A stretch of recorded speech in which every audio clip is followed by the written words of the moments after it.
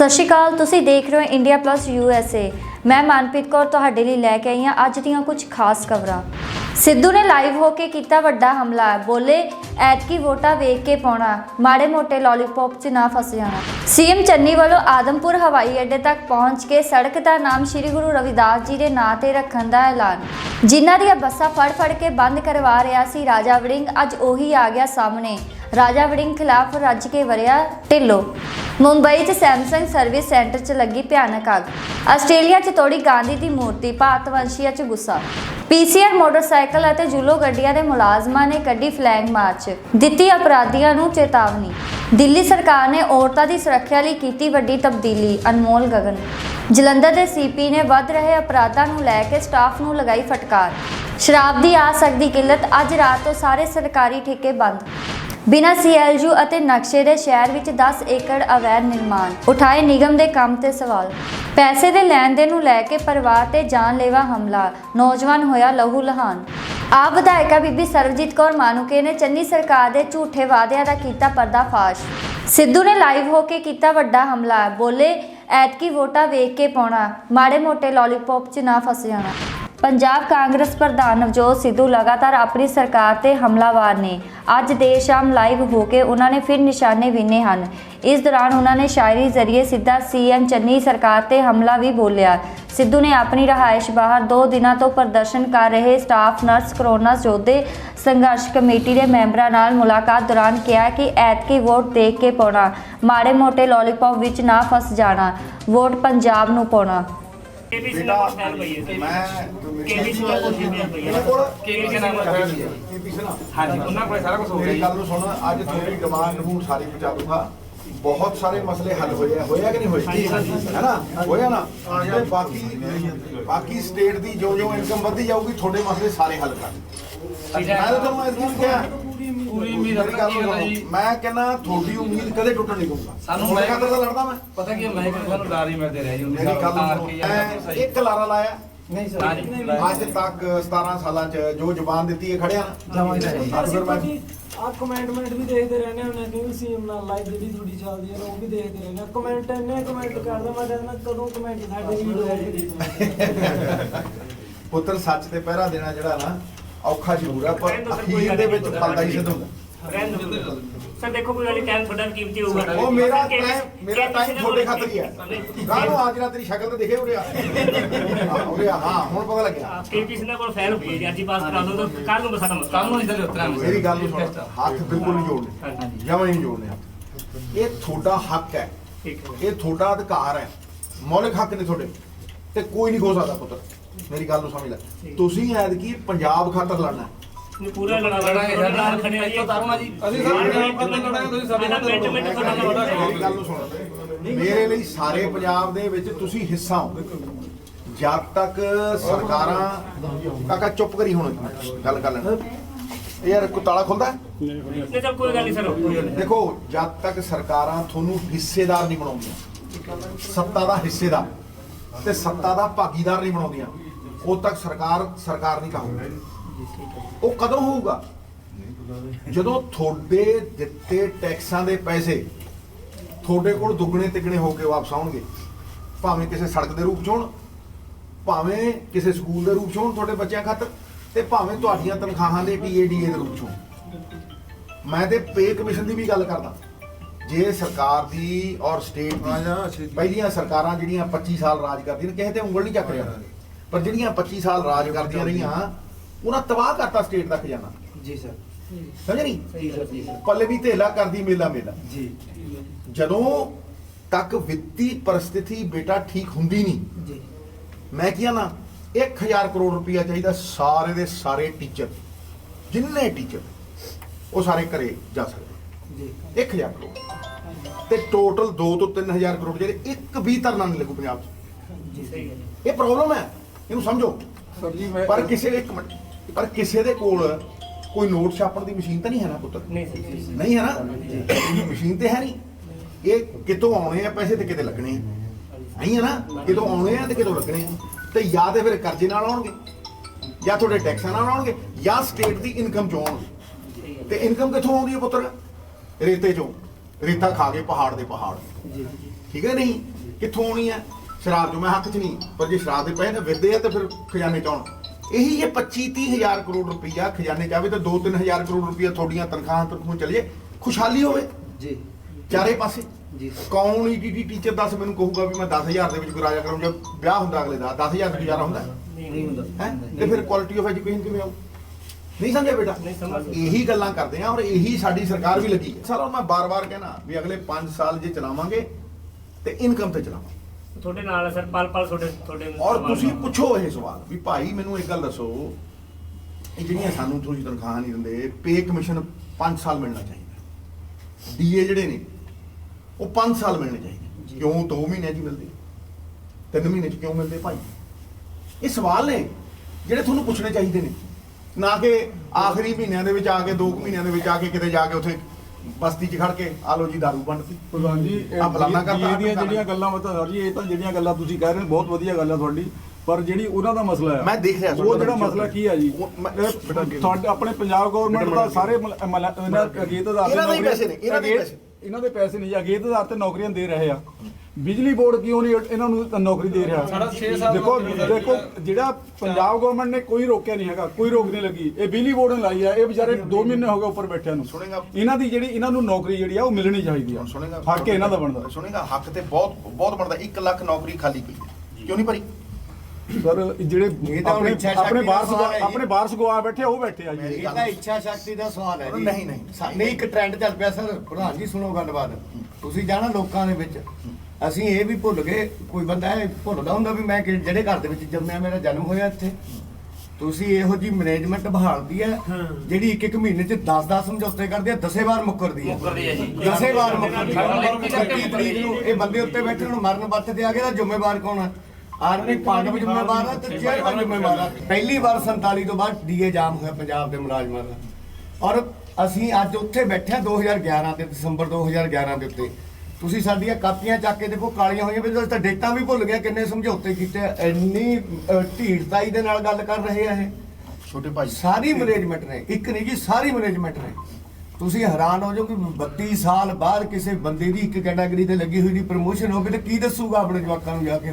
32 ਸਾਲ ਬਾਅਦ ਜੇ ਉਹ ਹੋਈਆਂ ਤਾਂ ਜਾ ਕੇ ਤੁਸੀਂ ਹੈਰਾਨ ਮੰਨੋਗੇ, ਕਿਸੇ ਤੇ 3 ਸਾਲ ਦੀ ਕੰਡੀਸ਼ਨ, ਕਿਸੇ ਤੇ 2 ਸਾਲ ਦੀ ਕੰਡੀਸ਼ਨ, ਕਿੱਧਰ ਨੂੰ ਜਾਊ ਬੰਦਾ? 2 ਦਿਨ ਹੋ ਗਏ ਗੇਟ ਜਾਮ ਹੋਏ ਨੇ। 31 ਤਰੀਕ ਨੂੰ ਮੈਨੇਜਮੈਂਟ ਨੇ ਕਿਹਾ ਸੌਹਾਂ ਖਾ ਲੈਣੇ ਅਸੀਂ, ਜਿਵੇਂ ਕਹਿੰਦੇ ਨਾ ਵੀ ਮੈਂ ਹੱਥ 'ਚ ਫੜ ਕੇ ਸਹੁੰ ਖਾਨਾ। ਉਹ ਗੱਲ ਕੀਤੀ 31 ਤੋਂ ਬਾਅਦ ਅੱਜ ਤੱਕ ਨਹੀਂ ਬੁਲਾਏ, ਨਾ ਕੋਈ ਪਾਲਿਸੀ ਤਿਆਰ, ਨਾ ਕੋਈ ਮੈਟਰ ਤਿਆਰ। ਉਹ ਸਗੋਂ ਇੱਥੋਂ ਦਾ ਕਹਿਤਾ ਤੁਸੀਂ 5-4 ਜਣੇ ਆਓ ਤੁਹਾਨੂੰ ਦੇ ਦਿੰਦੇ ਆ ਨੌਕਰੀ। ਇਸ ਤਰ੍ਹਾਂ ਸੌਦੇ ਹੋ ਰਹੇ ਆ। ਸੌਹਾਂ ਤਾਂ ਤੁਹਾਡੇ ਪਿਛਲੇ ਚੀਫ ਮਿਨਿਸਟਰ ਨੇ ਵੀ ਖਾਧੀਆਂ। ਉਹ ਸਾਡੀ ਸੌਹਾਂ ਸਾਰੀ ਖਾ ਰਿਹਾ, ਸਾਡੇ ਲਈ ਤਾਂ ਸਾਰੀ ਇੱਕੋ ਜਿਹੇ ਨੇ। ਸਾਡੇ ਲਈ ਕੋਈ ਫਰਕ ਨਹੀਂ ਜੀ। ਦੇਖੋ ਪਹਿਲਾਂ ਕੈਪਟਨ ਸਾਹਿਬ ਨੇ ਹੱਥ ਖਾ ਗੁਟਕਾ ਫੜ ਲਿਆ ਜੀ, ਹੁਣ ਚੰਡੀ ਤੇ ਕੈਪਟਨ ਦਾ ਕੀ ਫਰਕ ਆ ਸਾਡੇ ਲਈ? ਸਾਡੇ ਲਈ ਤਾਂ ਸਾਰਾ ਇੱਕੋ ਸਮਾਨ ਹੈ। ਸਾਨੂੰ ਤਾਂ ਇੰਨਾ ਆ ਗਿਆ ਵੀ ਕਸੂਆ ਲੱਗਿਆ ਸੀ, ਉਹ ਬੜਾ ਹੋ ਗਿਆ, ਇਹ ਛੋਟਾ, ਹੁਣ ਉਹਦੀ ਵਾਰੀ ਆ ਗਈ ਹੈ। ਇਸ ਕਰਕੇ ਕਹਿ ਰਹੇ ਹਾਂ ਅਸੀਂ ਅੱਤ ਦਰਜੇ ਦੀ ਨਿਰਾਸ਼ਤਾ ਦੇ ਵਿੱਚੋਂ ਕੱਖ ਵੀ ਨਹੀਂ ਦਿੱਤਾ, ਕੱਖ ਵੀ। ਕੋਈ ਐ ਤਾਂ ਹੋਵੇ ਨਾ ਊੜਾੜੇ ਤੁਸੀਂ ਸ਼ੁਰੂ ਕਰ ਲਈਏ ਵੀ ਆਹ ਦੇਤਾ ਦੀ, ਜਦ ਇੱਥੇ ਜਾ ਕੇ ਬਹਿਸ ਕਰ ਲੈਂਦੇ ਆ। ਇੱਕ ਨਵਾਂ ਪੈਸਾ ਜੇ ਪੇ ਕਮਿਸ਼ਨ ਦੀ ਰਿਪੋਰਟ ਲਾਗੂ ਕੀਤੀ ਹੈ, ਪੰਜਾਬ ਸਰਕਾਰ ਦੇ ਨਹੀਂ ਚੱਲੀ, ਮਨਪ੍ਰੀਤ ਬਾਦਲ ਨੇ ਇੰਨੀਆਂ ਲੱਤਾਂ ਤੋੜਤੀਆਂ ਉਹਦੀਆਂ, ਪੇ ਕਮਿਸ਼ਨ ਨੇ ਨਹੀਂ ਖੜ ਸਕਦਾ। ਜਿਹੜੀ ਰਿਪੋਰਟ ਪੇ ਕਮਿਸ਼ਨ ਦੀ ਦਿੱਤੀ ਗਈ ਹੈ, ਜੋ ਸਾਨੂੰ ਕਿਹਾ ਗਿਆ, ਜੋ ਸਾਡਾ ਰਾਈਟ ਸੀ, ਸਾਡਾ ਤਾਂ 20% ਕੱਟ ਲਿਆ ਸੀ। ਪੇ ਕਮਿਸ਼ਨ ਨੂੰ ਕੀ ਚੱਟਾਂਗੇ ਦੱਸੋ? ਪੇ ਕਮਿਸ਼ਨ ਦੰਦਾ ਹੁੰਦਾ ਕਿ ਲੰਦਾ ਹੁੰਦਾ ਕਿਸੇ ਤੋਂ? ਮੈਂ ਕਿਹਦੇ ਖਾਤਰ ਲੜਦਾ? ਤੁਹਾਡੇ ਖਾਤਰ ਹੀ ਲੜਦਾ, ਪੇ ਕਮਿਸ਼ਨ ਖਾਤਰ ਹੀ ਲੜਦਾ। ਤੁਸੀਂ ਲੜੋ ਸਾਡੇ, ਮੈਂ ਧਰਨਿਆਂ 'ਤੇ ਖੜ ਕੇ ਇਹੀ ਗੱਲਾਂ ਕਰਦਾ। ਕਿਉਂ ਪਹਿਲਾਂ ਇਸ ਗੱਲ ਨੂੰ ਸਮਝ ਛੋਟੇ ਭਾਈ, ਮੈਂ ਇਹਨਾਂ ਨੂੰ ਇਹੀ ਸਮਝਾਉਣਾ ਆ। ਦੇਖੋ ਮੈਂ ਤੁਹਾਨੂੰ ਫੇਰ ਦੁਬਾਰਾ ਗੱਲ ਕਰ ਰਿਹਾ, ਮੈਂ ਇੱਥੇ ਲੀਡ ਵੀ ਕਰਨੀ ਹੈ ਜੀ ਸਰ। ਮੈਂ ਤੁਹਾਨੂੰ ਸਮਝਾਉਣਾ ਹੈ ਜੀ ਸਰ। ਪੇ ਕਮਿਸ਼ਨ ਸਰਕਾਰ ਨੇ ਦਿੱਤਾ, ਸੈਂਟਰ ਦੀ, ਠੀਕ ਹੈ? 5 ਸਾਲ ਲਈ ਦਿੱਤਾ, ਤੁਹਾਨੂੰ ਹਜੇ ਤੱਕ ਡੀਏ ਨਹੀਂ ਮਿਲੇ। ਕਿਉਂ ਨਹੀਂ ਮਿਲੇ ਬਈ? ਸਰ ਸਾਡਾ ਇਹੀ ਕਾਰਨ ਹੈ ਨਾ ਜੋ ਮੈਂ ਕਹਿ ਰਿਹਾ। ਸਰ ਜਿਹੜੀ ਉਹਨਾਂ ਦੀ ਗੱਲ ਉਹ ਕਰੋ ਤੁਸੀਂ, ਜਿਹੜਾ ਡੀਏ ਵਾਲੀ ਗੱਲ, ਉਹਨਾਂ ਨੂੰ ਤਾਂ ਵਿਚਾਰੇ ਨੌਕਰੀ ਨਹੀਂ ਮਿਲੀ, ਡੀਏ ਕੀ ਲੈਣਾ ਜੀ? ਮੈਨੂੰ ਪਤਾ ਉਹਨਾਂ ਨੂੰ ਡੀਏ ਦੀ ਲੋੜ ਨਹੀਂ ਹੈ, ਉਹਨਾਂ ਦੀ ਨੌਕਰੀ ਦਵਾਓ। ਨੌਕਰੀ 1 ਲੱਖ ਨੌਕਰੀ ਖਾਲੀ ਪਈ। ਸਾਨੂੰ ਮੈਂ ਸੁਣੇਗਾ ਇੰਨਾ ਕੁ ਸਵਾਲ ਕਰੋ ਵੀ 2 ਮਹੀਨੇ ਮੈਂ ਇਹੀ ਸਵਾਲ ਕਰਦਾ ਪਹਿਲਾਂ ਸਮਝੋ, ਜੇ ਤਾਂ ਸਮਝ ਸਕਦੇ ਹੋ ਸਮਝੋ, ਨਹੀਂ ਤੇ ਬੇਟਾ ਫਿਰ ਤੁਹਾਡੀ ਮਰਜ਼ੀ ਹੈ। ਮੈਂ ਤੁਹਾਡੀ ਕੱਲੀ ਵਾਰ ਸਮਝ ਲਿਆ ਜੀ, ਸਾਰੀ ਗੱਲ ਔਰ ਮੈਂ ਸਵਾਲ ਇਸ ਗੱਲ ਦਾ ਦੇਣ ਦੀ ਬਜਾਏ 40,000 ਦੀ ਕੱਟ ਲਾਤੀ। ਪ੍ਰਧਾਨਗੀਆਂ ਸਾਡੀਆਂ ਪ੍ਰਧਾਨਗੀਆਂ ਵੀ ਛੱਡੀਆਂ, ਮੰਤਰਾਲੇ ਵੀ ਛੱਡੇ, ਇਸੇ ਕਰਕੇ ਵੀ ਸੂਬਾ ਰਹਿਣ ਜੋਗਾ ਨਹੀਂ ਰਹਿਣਾ। ਤੇ ਤੁਹਾਨੂੰ ਵੀ ਬਿਜਲੀ ਮੰਤਰੀ ਮਿਲਿਆ ਸੀਗਾ ਜਦੋਂ ਛੱਡਿਆ ਨਾ? ਕੈਪਟਨ ਸਾਹਿਬ ਨੇ ਕਿਉਂ? ਦਿੱਤਾ ਸੀਗਾ ਬਿਜਲੀ ਮੰਤਰੀ ਉਦੋਂ ਦਾ- ਸਾਨੂੰ ਆਸ ਹੋਈ ਸੀ ਕਿ ਤੁਸੀਂ ਸਾਨੂੰ ਨਹੀਂ, ਜਵਾਬ ਨਹੀਂ, ਦਿਓ ਨਹੀਂ, ਤੇ ਬਿਜਲੀ- ਸਾਨੂੰ ਉਦੋਂ ਆਸ ਪਹੁੰਚ ਗਈ ਸੀ ਜਦੋਂ ਕੈਪਟਨ ਸਾਹਿਬ ਨੇ ਉਹ ਤੁਹਾਨੂੰ ਕਿਉਂ ਨਹੀਂ ਜਵਾਬ ਮੈਂ ਕਿਉਂ ਨਹੀਂ ਦਿੱਤਾ? ਕਿਉਂਕਿ ਬਿਜਲੀ ਮੰਤਰੀ ਦੀ ਕੋਈ ਔਕਾਤ ਹੀ ਹੈ ਨਹੀਂ। ਜੀ ਸਰ ਇਹ ਸਹੀ ਗੱਲ ਹੈ। ਮੈਂ ਦੱਸ ਦੇਣਾ ਕਿਉਂ, ਜੇ ਤਾਂ ਚੀਫ ਮਿਨਿਸਟਰ ਹੈ ਫਿਰ ਤਾਂ ਠੀਕ ਹੈ, ਨਹੀਂ ਤਾਂ 27 ਆਈਐਸ ਅਫਸਰ ਉਹਨਾਂ ਦਾ ਬੋਰਡ ਉਹ ਰਿਪੋਰਟ ਕਰਦੇ ਸਿੱਧੇ ਚੀਫ ਮਿਨਿਸਟਰ। ਮੰਤਰੀ ਤਾਂ ਬਦਲੀ ਨਹੀਂ ਕਰ ਸਕਦਾ ਕਾਕਾ, ਤਾਈਓ ਨਹੀਂ ਜਾਂਦਾ ਇਸੇ ਕਰਕੇ ਦਿੱਤਾ ਨਾ ਤੇ ਮੈਂ ਭਗਾ ਕੇ ਮਾਰਿਆ। ਪਰ ਉਹੀ ਗੱਲ ਹੈ, ਹੁਣ ਇਸੇ ਕਰਕੇ ਇਹਨੂੰ ਗੱਲ ਨੂੰ ਸਮਝ ਬੇਟਾ, ਇਹੀ ਮੈਂ ਤੁਹਾਨੂੰ ਸਮਝਾਉਣ ਆਇਆ ਕਿ ਜਦ ਤੱਕ ਤੁਸੀਂ ਸਹੀ ਬੰਦਾ ਐਤਕੀ ਸਰਕਾਰ 'ਚ ਨਹੀਂ ਲਿਆਉਂਦੇ, ਦੇਖੋ ਜਦ ਤੱਕ ਇਹ ਮਾਫੀਆ ਹੈ ਨਾ, ਇਹਦਾ ਨਾਤਾ ਤੁਹਾਡੇ ਨਾਲ ਹੈ। ਜਦ ਤੱਕ ਇਹ ਮਾਫੀਆ ਤੁਹਾਡੇ ਵੀ 25,000 ਕਰੋੜ ਉਹਨਾਂ ਦੀਆਂ ਜੇਬਾਂ ਜਾਂਦੇ, ਚਲੋ ਸਰ ਹੁਣ ਤੁਹਾਨੂੰ ਇਹ ਲੱਗਦਾ ਡੈਡੀ ਸੁਣ ਲੈ, ਤੁਹਾਨੂੰ ਇਹ ਲੱਗਦਾ ਖਬਰ ਕਿ ਭਾਈ ਇਹ ਜਿਹੜੇ ਤੁਹਾਨੂੰ ਇਹ ਲੱਗਦਾ ਵੀ ਜਿਹੜੇ ਇਹ ਕਰਜ਼ਾ ਚੜਿਆ ਸਟੇਟ ਦੇ ਉੱਤੇ ਇਹ ਤੁਸੀਂ ਨਹੀਂ ਮੋੜ ਰਹੇ, ਇਹ ਤੁਸੀਂ ਮੋੜ ਰਹੇ ਹੋ ਯਾਰ। ਤੇ ਮੈਂ ਇਸੇ ਕਰਕੇ ਕਹਿਣਾ ਕਿ ਇਹ 3-4 ਮਹੀਨੇ ਨਹੀਂ 1 ਸਾਲ ਦੇ ਵਿੱਚ ਠੀਕ ਹੋ ਜੂ ਜੇ ਕੋਈ ਸਰਕਾਰ ਸਟੇਟ ਦੀ ਇਨਕਮ ਦੇ ਨਾਲ ਸਰਕਾਰ ਚਲਾਓ। ਸਾਡੀ ਤਰਸ ਦੀ ਰਾਤ ਨੌਕਰੀ ਹੈ ਜੀ। ਇੱਕ ਬੰਦਾ ਪੰਜਾਬ 'ਚ ਨਹੀਂ ਬਚੂਗਾ ਜਿਹਨੂੰ ਨੌਕਰੀ ਨਹੀਂ ਮਿਲੂ। ਸਾਡੇ ਦੇਖੋ ਜੀ, ਸਾਡੇ ਮੇਰੀ ਗੱਲ ਨੂੰ ਸਮਝ ਲੈ, ਸਾਡੇ ਲੇਕਿਨ ਉਹਦਾ ਰਸਤਾ ਇੱਥੋਂ ਨਹੀਂ ਜਾਂਦਾ। ਉਹ ਐਦਾਂ ਪ੍ਰੋਟੈਸਟ ਨਿਰਾਸ਼ਤਾ ਦੇ ਨਾਲ ਨਹੀਂ ਜਾਂਦਾ, ਆਸ਼ਾ ਨਾਲ ਜਾਂਦਾ ਹੈ। ਆਸ਼ਾ ਕਿੱਦਾਂ ਨਾਲ ਜਾਂਦਾ? ਸਹੀ ਬੰਦੇ ਜਦ ਤੱਕ ਨਹੀਂ ਆਉਣਗੇ, ਪੈਸੇ ਨਹੀਂ ਸਟੇਟ ਦੇ ਖਜ਼ਾਨੇ ਜਾਣਗੇ, ਪੇ ਕਮਿਸ਼ਨ ਵੀ ਰੁਕਣਗੇ, ਨੌਕਰੀਆਂ ਵੀ ਰੁਕਣਗੀਆਂ, ਡੀਏ ਵੀ ਰੁਕਣਗੇ, ਸਭ ਰੁਕੂ। ਹੁਣ ਤੁਸੀਂ ਆਪਾਂ ਮੈਂ ਦੇਖੋ ਮੈਂ ਸਮਝਾਉਣਾ ਪੋਲਿਟਿਕਸ ਨਹੀਂ ਕਰਨਾ ਹੈ। ਹੁਣ ਪਹਿਲਾਂ ਜੂਸ ਪੀਓ, ਇਹ ਤਾਲਾ ਤੋੜੋ। ਸਰ ਮੇਰੀ ਗੱਲ ਸੁਣੋ ਪਲੀਜ਼ ਤਾਲਾ ਤੋੜਨਾ ਹੈ। ਔਰ ਮੈਂ ਤੁਹਾਡੀ ਅੱਜ ਹੀ ਡਿਮਾਂਡ ਮੇਰੀ ਗੱਲ ਤਾਂ ਸੁਣੋ ਸਰ, ਅਸੀਂ 83 ਕਰੋੜ ਦੇਣ ਨੂੰ ਤਿਆਰ ਨਹੀਂ ਅੱਜ ਹੀ ਤਾਲਾ ਬਣਾ ਲਿਆ ਜੀ, ਤੁਸੀਂ ਐਲਾਨ ਕਰੋ ਤੁਹਾਨੂੰ ਕੱਲ ਨੂੰ ਨੌਕਰੀ ਮਿਲਣਗੇ। 183 ਕਰੋੜ ਰੁਪਇਆ ਤੁਹਾਨੂੰ ਦੇਣ ਦੀ ਲੋੜ ਨਹੀਂ। ਅਸੀਂ ਦੇਣ ਨੂੰ ਤਿਆਰ ਸਾਨੂੰ ਮੈਂ ਕਿਹਾ ਕਿਉਂ ਦੋਗੇ? ਤੇ ਸਾਨੂੰ ਬੋਰਡ ਕਹਿ ਰਿਹਾ ਬੋਰਡ ਕਹਿ ਰਿਹਾ ਨਾ ਜੀ। ਬੋਰਡ ਕਹਿੰਦਾ ਤੁਸੀਂ 3 ਲੱਖ ਲੈ ਲਓ। ਇੱਕ ਮਿੰਟ ਸਾਡੀ ਗੱਲ ਸੁਣੋ, ਇੱਕ ਮਿੰਟ ਸਿਰਫ ਇੱਕ ਮਿੰਟ। ਜਦੋਂ ਸਾਨੂੰ ਨਾ ਜਦੋਂ ਸਾਡੇ ਮਾਪਿਓ ਨੇ ਬੋਰਡ ਖੜਾ ਕੀਤਾ ਬਿਜਲੀ ਬੋਰਡ, ਉਦੋਂ ਕੋਈ ਸੁਵਿਧਾ ਨਹੀਂ ਹੁੰਦੀਆਂ ਸੀ, ਹੱਥਾਂ ਨਾਲ ਦੋਏ ਪੱਟਣੇ ਪੈਂਦੇ ਸੀ। ਤੁਸੀਂ ਕਹਿੰਦੇ ਹੋ ਵੀ 183 ਕਰੋੜ ਅਸੀਂ ਦੇਣ ਨੂੰ ਤਿਆਰ ਹਾਂ, ਠੀਕ ਹੈ। ਮੈਂ ਕਹਿੰਦਾ ਤੁਸੀਂ ਦੇਣ ਨੂੰ ਤਿਆਰ ਹੋ ਜਾਂ ਨਾ ਹੋ, ਮੈਂ ਪਾਰਟੀ ਦਾ ਪ੍ਰਧਾਨ ਹੋਣ ਦੇ ਨਾਤੇ ਉੱਤੇ ਚੀਫ ਮਿਨਿਸਟਰ ਕੋਲੇ ਗੱਲ ਪਹੁੰਚਾਊਂਗਾ ਵੀ ਇਹਨਾਂ ਨੂੰ ਤਰਸ ਦੇ ਆਧਾਰ ਦੇ ਉੱਤੇ ਇਹ ਨੌਕਰੀ ਦਿੱਤੀ ਜਾਏ, ਠੀਕ ਹੈ ਕਿ ਨਹੀਂ? ਇਹ ਦੇਖੋ ਜੇ ਤੇ ਮੇਰੇ ਕੋਲ ਐਡਮਿਨਿਸਟ੍ਰੇਟਿਵ ਪਾਵਰ ਹੋਵੇ ਤਾਂ ਮੈਂ ਹੁਣੇ ਹੀ ਨਿਰਣਾ ਲੈ ਲਾਂ, ਲੇਕਿਨ ਪਾਰਟੀ ਹੀ ਅੱਗੇ ਰეკਮੈਂਡ ਕਰਦੀ ਔਰ ਤੁਸੀਂ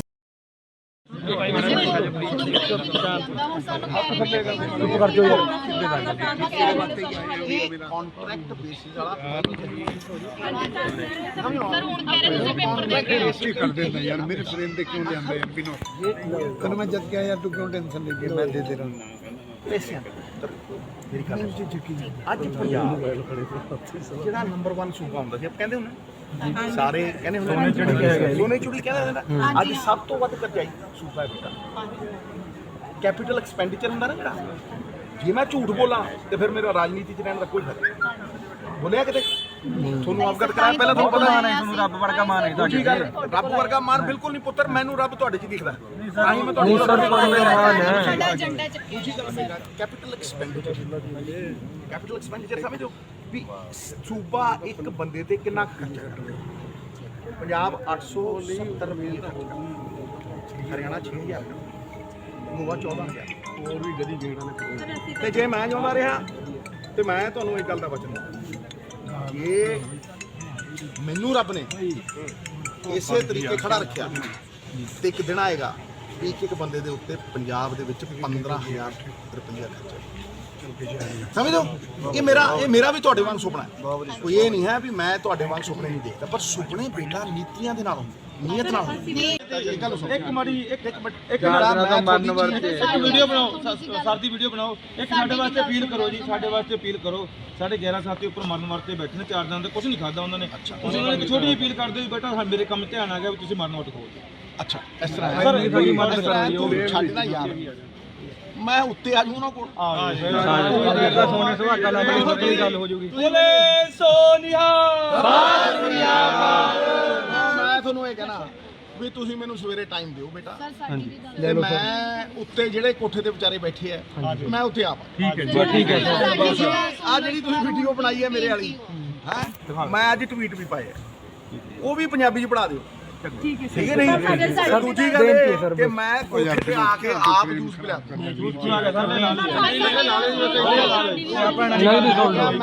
ਗੱਲਾਂ ਹੀ ਸੁਣ ਰਿਹਾ, ਗੱਲ ਨੂੰ ਕਲੀਅਰਲੀ ਸਮਝ ਲਓ ਕਿ ਜੇ ਐਤਕੀ ਗਲਤੀ ਕਰ ਲਈ ਤੁਸੀਂ ਵੋਟਾਂ ਪਾ ਕੇ ਤੇ ਇਹ ਸੂਬੇ ਦੇ ਜ਼ਿੰਮੇਦਾਰ ਫਿਰ ਤੁਸੀਂ ਹੋ।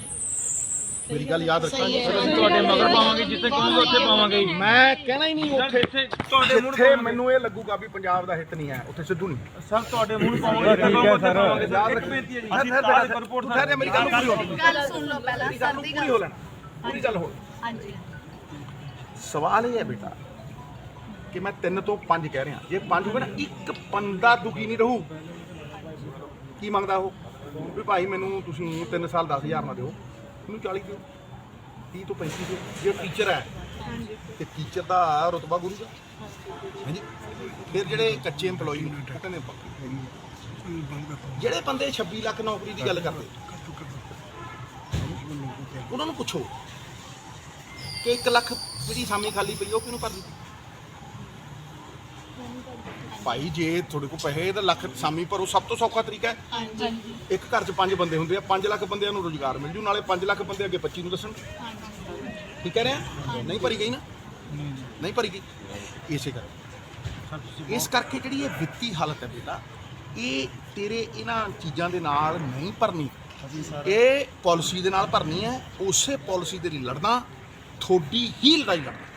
ਤੇ ਸਰ ਅਸੀਂ ਕੁਝ 1 ਮਿੰਟ ਗੱਲ ਕਰਨਾ ਚਾਹੁੰਦੇ ਸੀ ਸਰ। ਜਿਹੜੀ ਤੁਹਾਡੀ ਪਾਲਿਸੀ ਤੋਂ ਚੱਲ ਗਈ। ਤੁਸੀਂ ਗੋਦ ਲੈ ਲਿਆ ਆਪਣੇ ਉਹਨਾਂ ਨੂੰ, ਸਰ ਸਾਨੂੰ ਵੀ ਗੋਦ ਲਓ। ਅਸੀਂ ਐਕਸਰ ਦੇ ਨਾਲ ਮੈਨੂੰ ਤੂੰ ਦੱਸ ਕਿੱਥੇ ਵਾਲਾ? ਆ ਖਾਲੀ ਪੋਸਟਾਂ ਦੀ ਗਿਣਤੀ ਹੈ ਜੀ ਟੈਕਨੀਕਲ ਵਿੱਚ ਬਿਜਲੀ ਬੋਰਡ ਦੇ ਵਿੱਚ। ਅੱਛਾ। ਸਾਡੇ ਡੈਥ ਕੇਸ ਨੇ ਜੀ, ਸਾਨੂੰ ਕਿਉਂ ਨਹੀਂ ਵਿਚਾਰ ਰਹੇ? ਅਸੀਂ ਪੈਸੇ ਭਰ ਅਸੀਂ ਸਾਰੀ ਬਹੁਤ ਗੱਲ ਕਰਦੇ ਆ ਸਰ, ਤੁਸੀਂ ਬਜਟ ਦੀ ਗੱਲ ਕਰਦੇ ਸੀ, ਪੈਸੇ ਮੋੜ ਕੇ ਲੱਗਣੇ ਆ। ਤੁਸੀਂ ਨਰਸਿੰਗ ਅਸੀਂ 200 ਕਰੋੜ ਦਾ ਸਾਰਾ ਲਾਉਣਾ ਹੈ। 183 ਕਰੋੜ ਬੰਦਾ ਬੋਲੇ ਨਾ।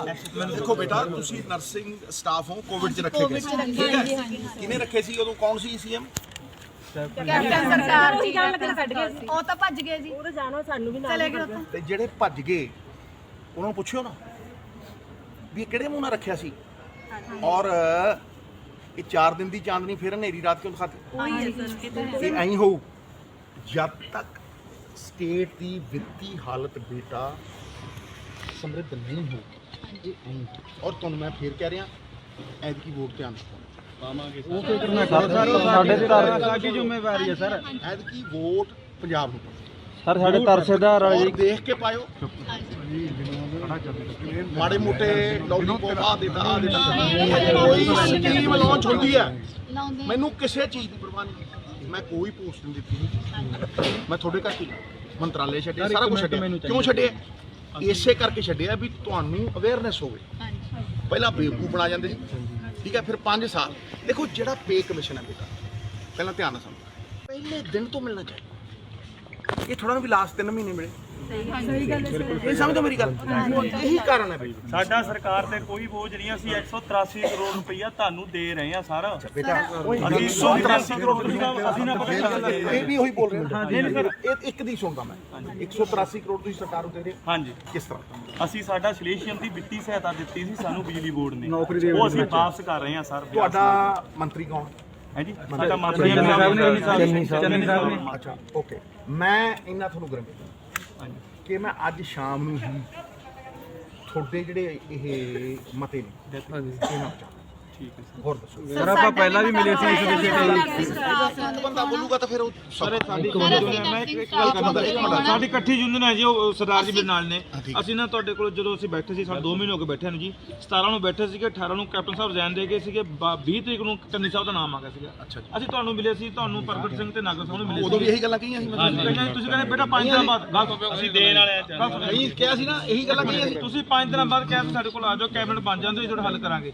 ਉਹ ਤੁਹਾਡੇ ਸ਼ਬਦਾਂ ਤੇ ਖੜੇ ਆ। ਸਾਨੂੰ 2 ਮਹੀਨੇ ਹੋ ਗਏ ਜੀ, 5 ਦਿਨ ਛੱਡੋ ਜੀ ਸਾਡੀ। ਮੈਂ ਦੇਖ ਬੇਟਾ, ਸਾਡੀ ਬੇਨਤੀ ਦੇਖ ਮੈਨੂੰ ਕੋਈ ਚੀਜ਼ ਦੀ ਕੋਈ, ਜੇ ਮੈਂ ਤੁਹਾਨੂੰ ਕਿਹਾ ਸੀ ਵੀ 5 ਦਿਨਾਂ ਬਾਅਦ ਕੈਬਨਿਟ ਦੀ ਗੱਲ ਕੀਤੀ ਤੇ ਮੈਂ ਮੰਤਰੀ ਬਾਤੇ ਸੀ ਉੱਥੇ। ਫਿਰ ਐ ਵੀ ਨਾ ਗੱਲ ਕਰ, ਮੰਤਰੀ ਬੈਠਦੇ ਸੀ ਉੱਥੇ ਬੇਟਾ, ਹਰ ਰੋਜ਼ ਇੱਕ ਮੰਤਰੀ ਬੈਠਦਾ ਸੀ। ਕਿਉਂ ਬਿਠਾਈ ਸੀ? ਵੀ ਤੁਹਾਨੂੰ ਸਿੱਧੇ ਜਵਾਬ ਦੇ। ਇਸੇ ਕਰਕੇ ਬਿਠਾਈ ਸੀ ਨਾ ਬੇਟਾ।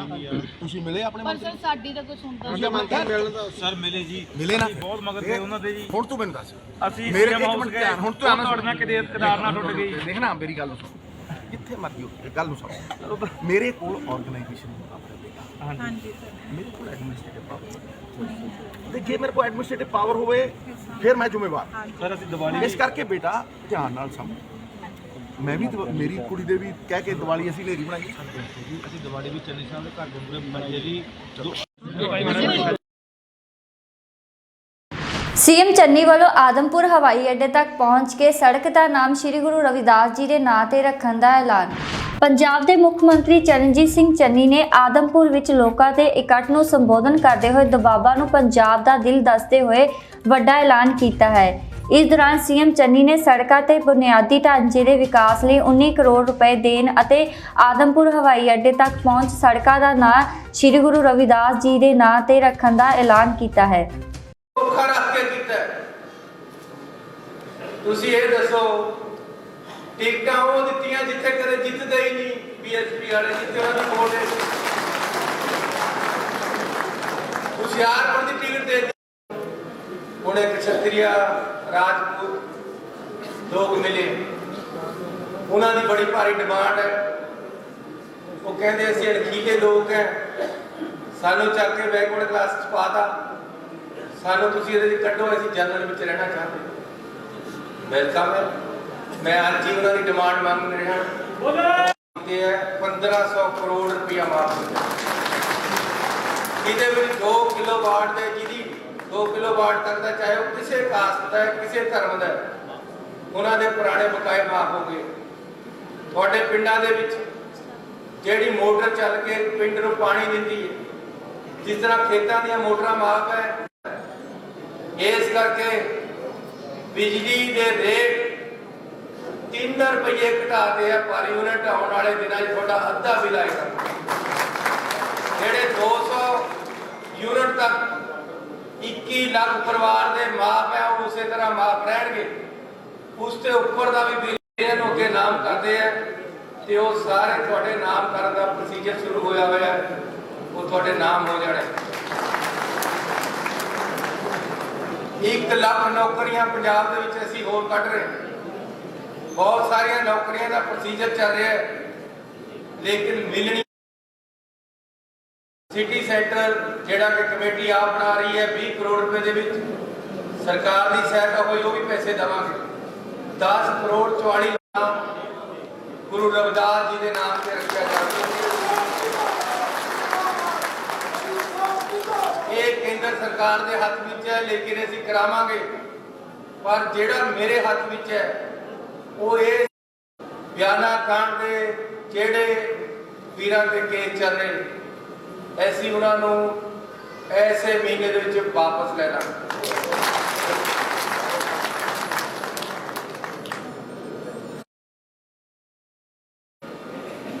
5 ਤੋਂ ਲੈ ਕੇ 10 ਏਕੜ ਜ਼ਮੀਨ ਦੇਖ ਲਓ, ਤੁਹਾਨੂੰ ਉੱਥੇ ਕਿਸੇ ਪੰਚਾਇਤ ਦੇ ਵਿੱਚ ਲੇਕਿਨ ਬੜੀ ਸੜਕ ਦੇ ਉੱਪਰ ਹੋਵੇ, ਐਸੀ ਤੁਹਾਨੂੰ 1 ਡਿਗਰੀ ਕਾਲਜ ਦੇਵਾਂਗੇ। ਜ਼ਮੀਨ ਇਹਨਾਂ ਕੋਲ ਹੈਗੀ ਹੈ, ਮੈਂ ਅੱਜ ਜਾ ਕੇ ਫਾਈਲ ਮੰਗਾ ਰੱਖੇ, ਇੱਕ ਤੁਹਾਨੂੰ ਡਿਗਰੀ ਕਾਲਜ ਤੇ ਇੱਥੇ ਦੇ ਹਸਪੀਟਲ ਨੂੰ ਵੱਡਾ ਕਰਨਾ। ਜੇ ਕੋਈ ਅਕਾਲੀ ਦਲ 'ਚ ਹੈਗਾ ਤਾਂ ਸਾਡੇ ਵੱਲ ਆ ਜਾਓ। ਮੈਂ ਏਕਤਾ ਦੇ ਨਾਲ ਪੰਜਾਬ ਨੂੰ ਅੱਗੇ ਲੈ ਕੇ ਜਾਣਾ ਚਾਹੁੰਦਾ, ਲੇਕਿਨ ਮੇਰੇ ਬਾਈ ਜੀ ਨੇ ਸੋਹਣਾ ਬੋਲੇ, ਇਹਨਾਂ ਨੇ ਕਿਹਾ ਜੀ 30 ਕਰੋੜ ਰੁਪਇਆ ਦੋ ਤਾਂ ਗੱਲ ਵਿੱਚੇ ਰਹੀ। ਸੋ ਮੈਂ 9 ਕਰੋੜ ਰੁਪਇਆ ਤੁਹਾਡੀਆਂ ਕੱਚੀਆਂ ਸੜਕਾਂ ਜਾਂ ਪੱਕੀਆਂ ਜਿਹੜੀਆਂ ਚੌੜੀਆਂ ਕਰਾਉਣੀਆਂ ਉਹਦੇ ਪਰ ਦੇ ਕੇ ਜਾ ਰਿਹਾ। ਕੇਪੀ ਸਿੰਘ ਜੀ ਨੂੰ ਤੁਸੀਂ ਦੇ ਦਿਓ 9 ਕਰੋੜ ਦੀਆਂ ਸੜਕਾਂ, ਚਾਹੇ ਚੌੜੀਆਂ ਕਰਾ ਦਿਓ ਚਾਹੇ ਕੱਚੀਆਂ ਨੂੰ ਪੱਕੀਆਂ ਕਰਾ ਦਿਓ, ਜਿਸ ਤਰ੍ਹਾਂ ਇਹ ਕਹਿਣਗੇ ਉਸ ਤਰ੍ਹਾਂ ਕਰ ਦਿਓ। ਮੈਂ ਤੁਹਾਡੀ ਕੋਈ ਵੀ ਗੱਲ ਭੁੰਜੇ ਗਿਰਨ ਨਹੀਂ ਦੇਣੀ। ਜਿਹੜਾ ਇਹਨਾਂ ਨੇ 30 ਕਿਹਾ, ਮੈਂ ਉੱਪਰ ਆ ਲਾਵਲ ਪਰ ਜਿੱਦਣ ਆਊਂਗਾ 30 ਪੂਰਾ ਕਰਕੇ ਜਾਊਂਗਾ। ਤੁਹਾਡਾ ਬਹੁਤ ਬਹੁਤ ਧੰਨਵਾਦ। ਜਿਨ੍ਹਾਂ ਦੀਆਂ ਬੱਸਾਂ ਫੜ ਕੇ ਬੰਦ ਕਰਵਾ ਰਿਹਾ ਸੀ ਰਾਜਾ ਵੜਿੰਗ, ਅੱਜ ਉਹੀ ਆ ਗਿਆ ਸਾਹਮਣੇ। ਰਾਜਾ ਵੜਿੰਗ ਖਿਲਾਫ ਰੱਜ ਕੇ ਵਰਿਆ ਢਿੱਲੋਂ। ਇਹ ਕਹਿੰਦਾ ਜੀ ਮੈਂ ਨਹੀਂ ਟੈਕਸ ਮਾਫ ਕਰਨਾ ਇੱਕ ਵੀ, ਜਿਹਨੇ ਬੱਸਾਂ ਚਲਾਉਣੀਆਂ ਚਲਾਓ, ਚਲਾਉਣੀਆਂ ਦਾ ਟੈਕਸ ਭਰੋ, ਨਹੀਂ ਕੰਮ ਕਰੋ। ਮੇਰਾ ਕਸੂਰ ਸਿਰਫ ਇਹ ਆ ਕਿ ਮੈਂ ਗਿੱਦੜਵਾ ਤੋਂ ਸ਼੍ਰੋਮਣੀ ਅਕਾਲੀ ਦਲ ਦਾ ਕੈਂਡੀਡੇਟ ਆ। ਅਗਲੇ ਦਿਨ ਸਾਡੀਆਂ ਬੱਸਾਂ ਫੜ ਕੇ ਫਿਰ ਅੰਦਰ ਦੇ ਦਿੱਤੀ।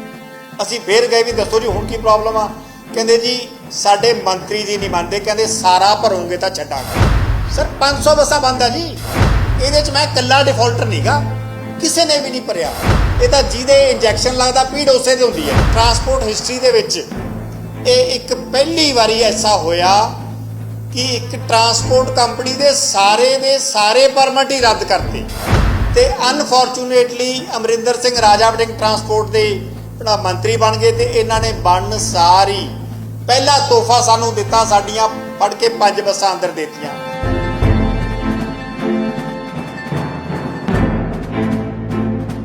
ਮੈਂ 2 ਟਰਾਂਸਪੋਰਟਾਂ ਦਾ ਮਾਲਕ ਹਾਂ ਜੀ, ਨਿਊਦੀਪ ਬੱਸ ਸਰਵਿਸ ਤੇ ਨਿਊਦੀਪ ਆਪਣਾ ਮੋਟਰਸ। ਇਹ ਦੋਨੇ ਟਰਾਂਸਪੋਰਟਾਂ ਦਾ ਮੈਂ MD ਹਾਂ ਜੀ ਤੇ ਨਾਲ ਹੀ ਮੈਂ ਗਿੱਦੜਵੇ ਦਾ ਰਹਿਣ ਵਾਲਾ।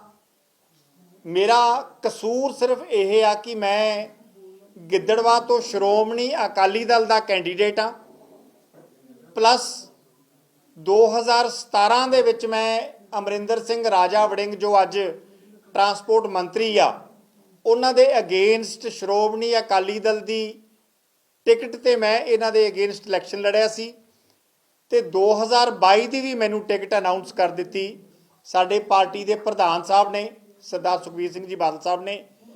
ਤੇ ਉਹਦਾ ਵੈਂਡਾਟਾ ਮੈਨੂੰ ਦਬਾਉਣ ਦੀ ਕੋਸ਼ਿਸ਼ ਕੀਤੀ ਜਾ ਰਹੀ ਆ, ਮੈਨੂੰ ਮੇਰਾ ਫਾਈਨੈਂਸ਼ੀਅਲੀ ਲਾਸ ਪਹੁੰਚਾਉਣ ਦੀ ਕੋਸ਼ਿਸ਼ ਕੀਤੀ ਜਾ ਰਹੀ ਹੈ, ਜਿਸ ਕਰਕੇ ਅੱਜ ਹਿਸਟਰੀ ਦੇ ਵਿੱਚ ਟਰਾਂਸਪੋਰਟ ਹਿਸਟਰੀ ਦੇ ਵਿੱਚ ਇਹ ਇੱਕ ਪਹਿਲੀ ਵਾਰੀ ਐਸਾ ਹੋਇਆ ਕਿ ਇੱਕ ਟਰਾਂਸਪੋਰਟ ਕੰਪਨੀ ਦੇ ਸਾਰੇ ਪਰਮਿਟ ਹੀ ਰੱਦ ਕਰਤੇ, ਇੱਕ ਵੀ ਨਹੀਂ ਛੱਡਿਆ।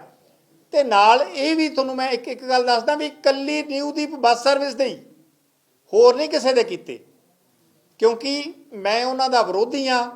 ਹੁਣ ਰੱਬ ਜਾਣੇ ਕਿ ਉਹ ਇੰਨਾ ਘਬਰਾਏ ਵੇ ਆ, ਇੰਨਾ ਡਰੇ ਵੇ ਆ ਕਿ ਉਸ ਕਰਕੇ ਉਹਨਾਂ ਨੇ ਪਰਮਿਟ ਮੇਰੇ ਸਾਰੇ ਰੱਦ ਕਰਤੇ ਜਾਂ ਉਹਨਾਂ ਦੀ ਕੀ ਮਨਸਾ, ਇਹ ਤੁਸੀਂ ਉਹਨਾਂ ਤੋਂ ਪੁੱਛ ਸਕਦੇ ਹੋ।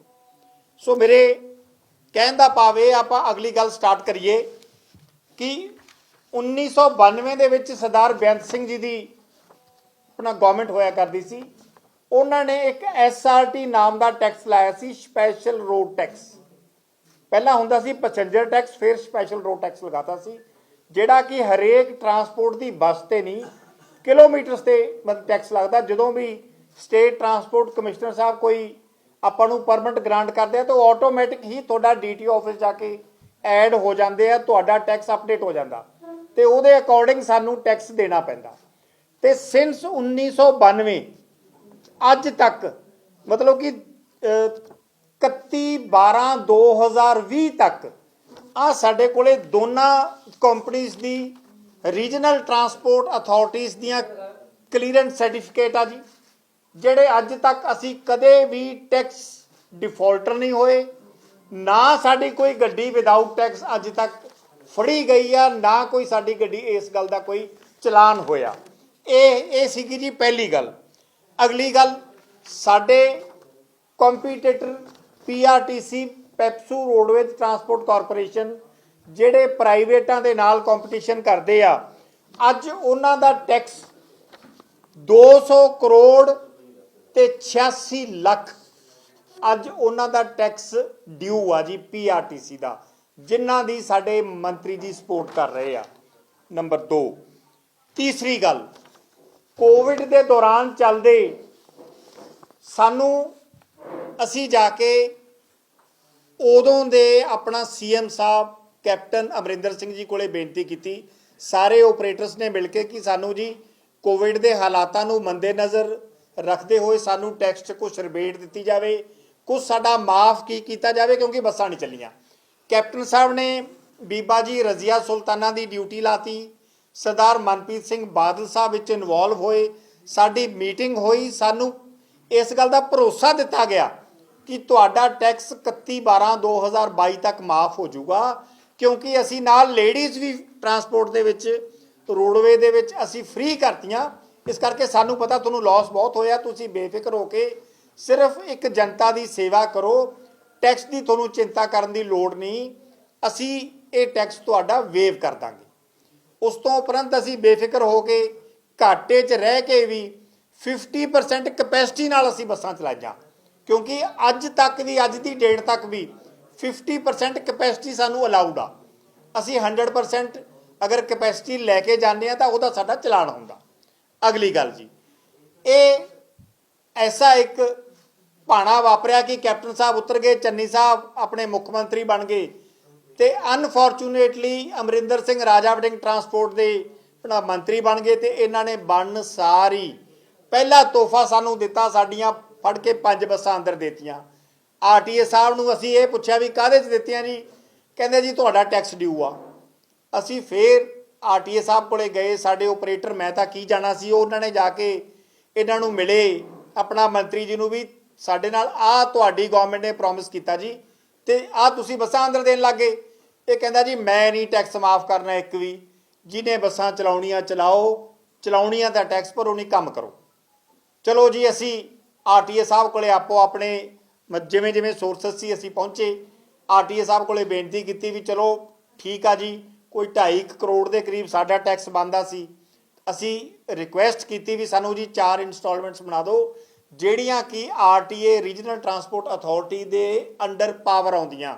4 ਇੰਸਟਾਲਮੈਂਟਸ ਉਹ ਹਰ ਮਹੀਨੇ ਦੀ ਇੱਕ ਇੰਸਟਾਲਮੈਂਟ ਉਹ ਬਣਾ ਸਕਦੇ ਸੀ।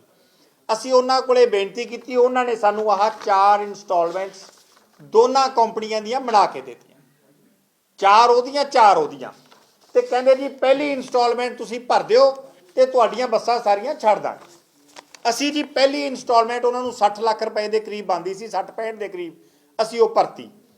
ਆਰਟੀਏ ਸਾਹਿਬ ਨੇ ਸਾਡੀਆਂ ਬੱਸਾਂ ਰਿਲੀਜ਼ ਕਰਤੀਆਂ। ਆਰਟੀਏ ਫਰੀਦਕੋਟ ਦੀ ਗੱਲ ਕਰਦਾ ਮੈਂ, ਜਦੋਂ ਰਿਲੀਜ਼ ਕਰਤੀਆਂ ਇਹਨਾਂ ਨੂੰ ਮੰਤਰੀ ਜੀ ਨੂੰ ਪਤਾ ਲੱਗ ਗਿਆ ਵੀ ਇਹਨੇ ਬੱਸਾਂ ਕਿਵੇਂ ਰਿਲੀਜ਼ ਕਰਤੀਆਂ। ਅਗਲੇ ਦਿਨ ਸਾਡੀਆਂ ਬੱਸਾਂ ਫੜ ਕੇ ਫਿਰ ਅੰਦਰ ਦੇਤੀਆਂ। ਅਸੀਂ ਫਿਰ ਗਏ ਵੀ ਦੱਸੋ ਜੀ ਹੁਣ ਕੀ ਪ੍ਰੋਬਲਮ ਆ, ਕਹਿੰਦੇ ਜੀ ਸਾਡੇ ਮੰਤਰੀ ਜੀ ਨਹੀਂ ਮੰਨਦੇ, ਕਹਿੰਦੇ ਸਾਰਾ ਭਰੋਗੇ ਤਾਂ ਛੱਡਾਂਗੇ।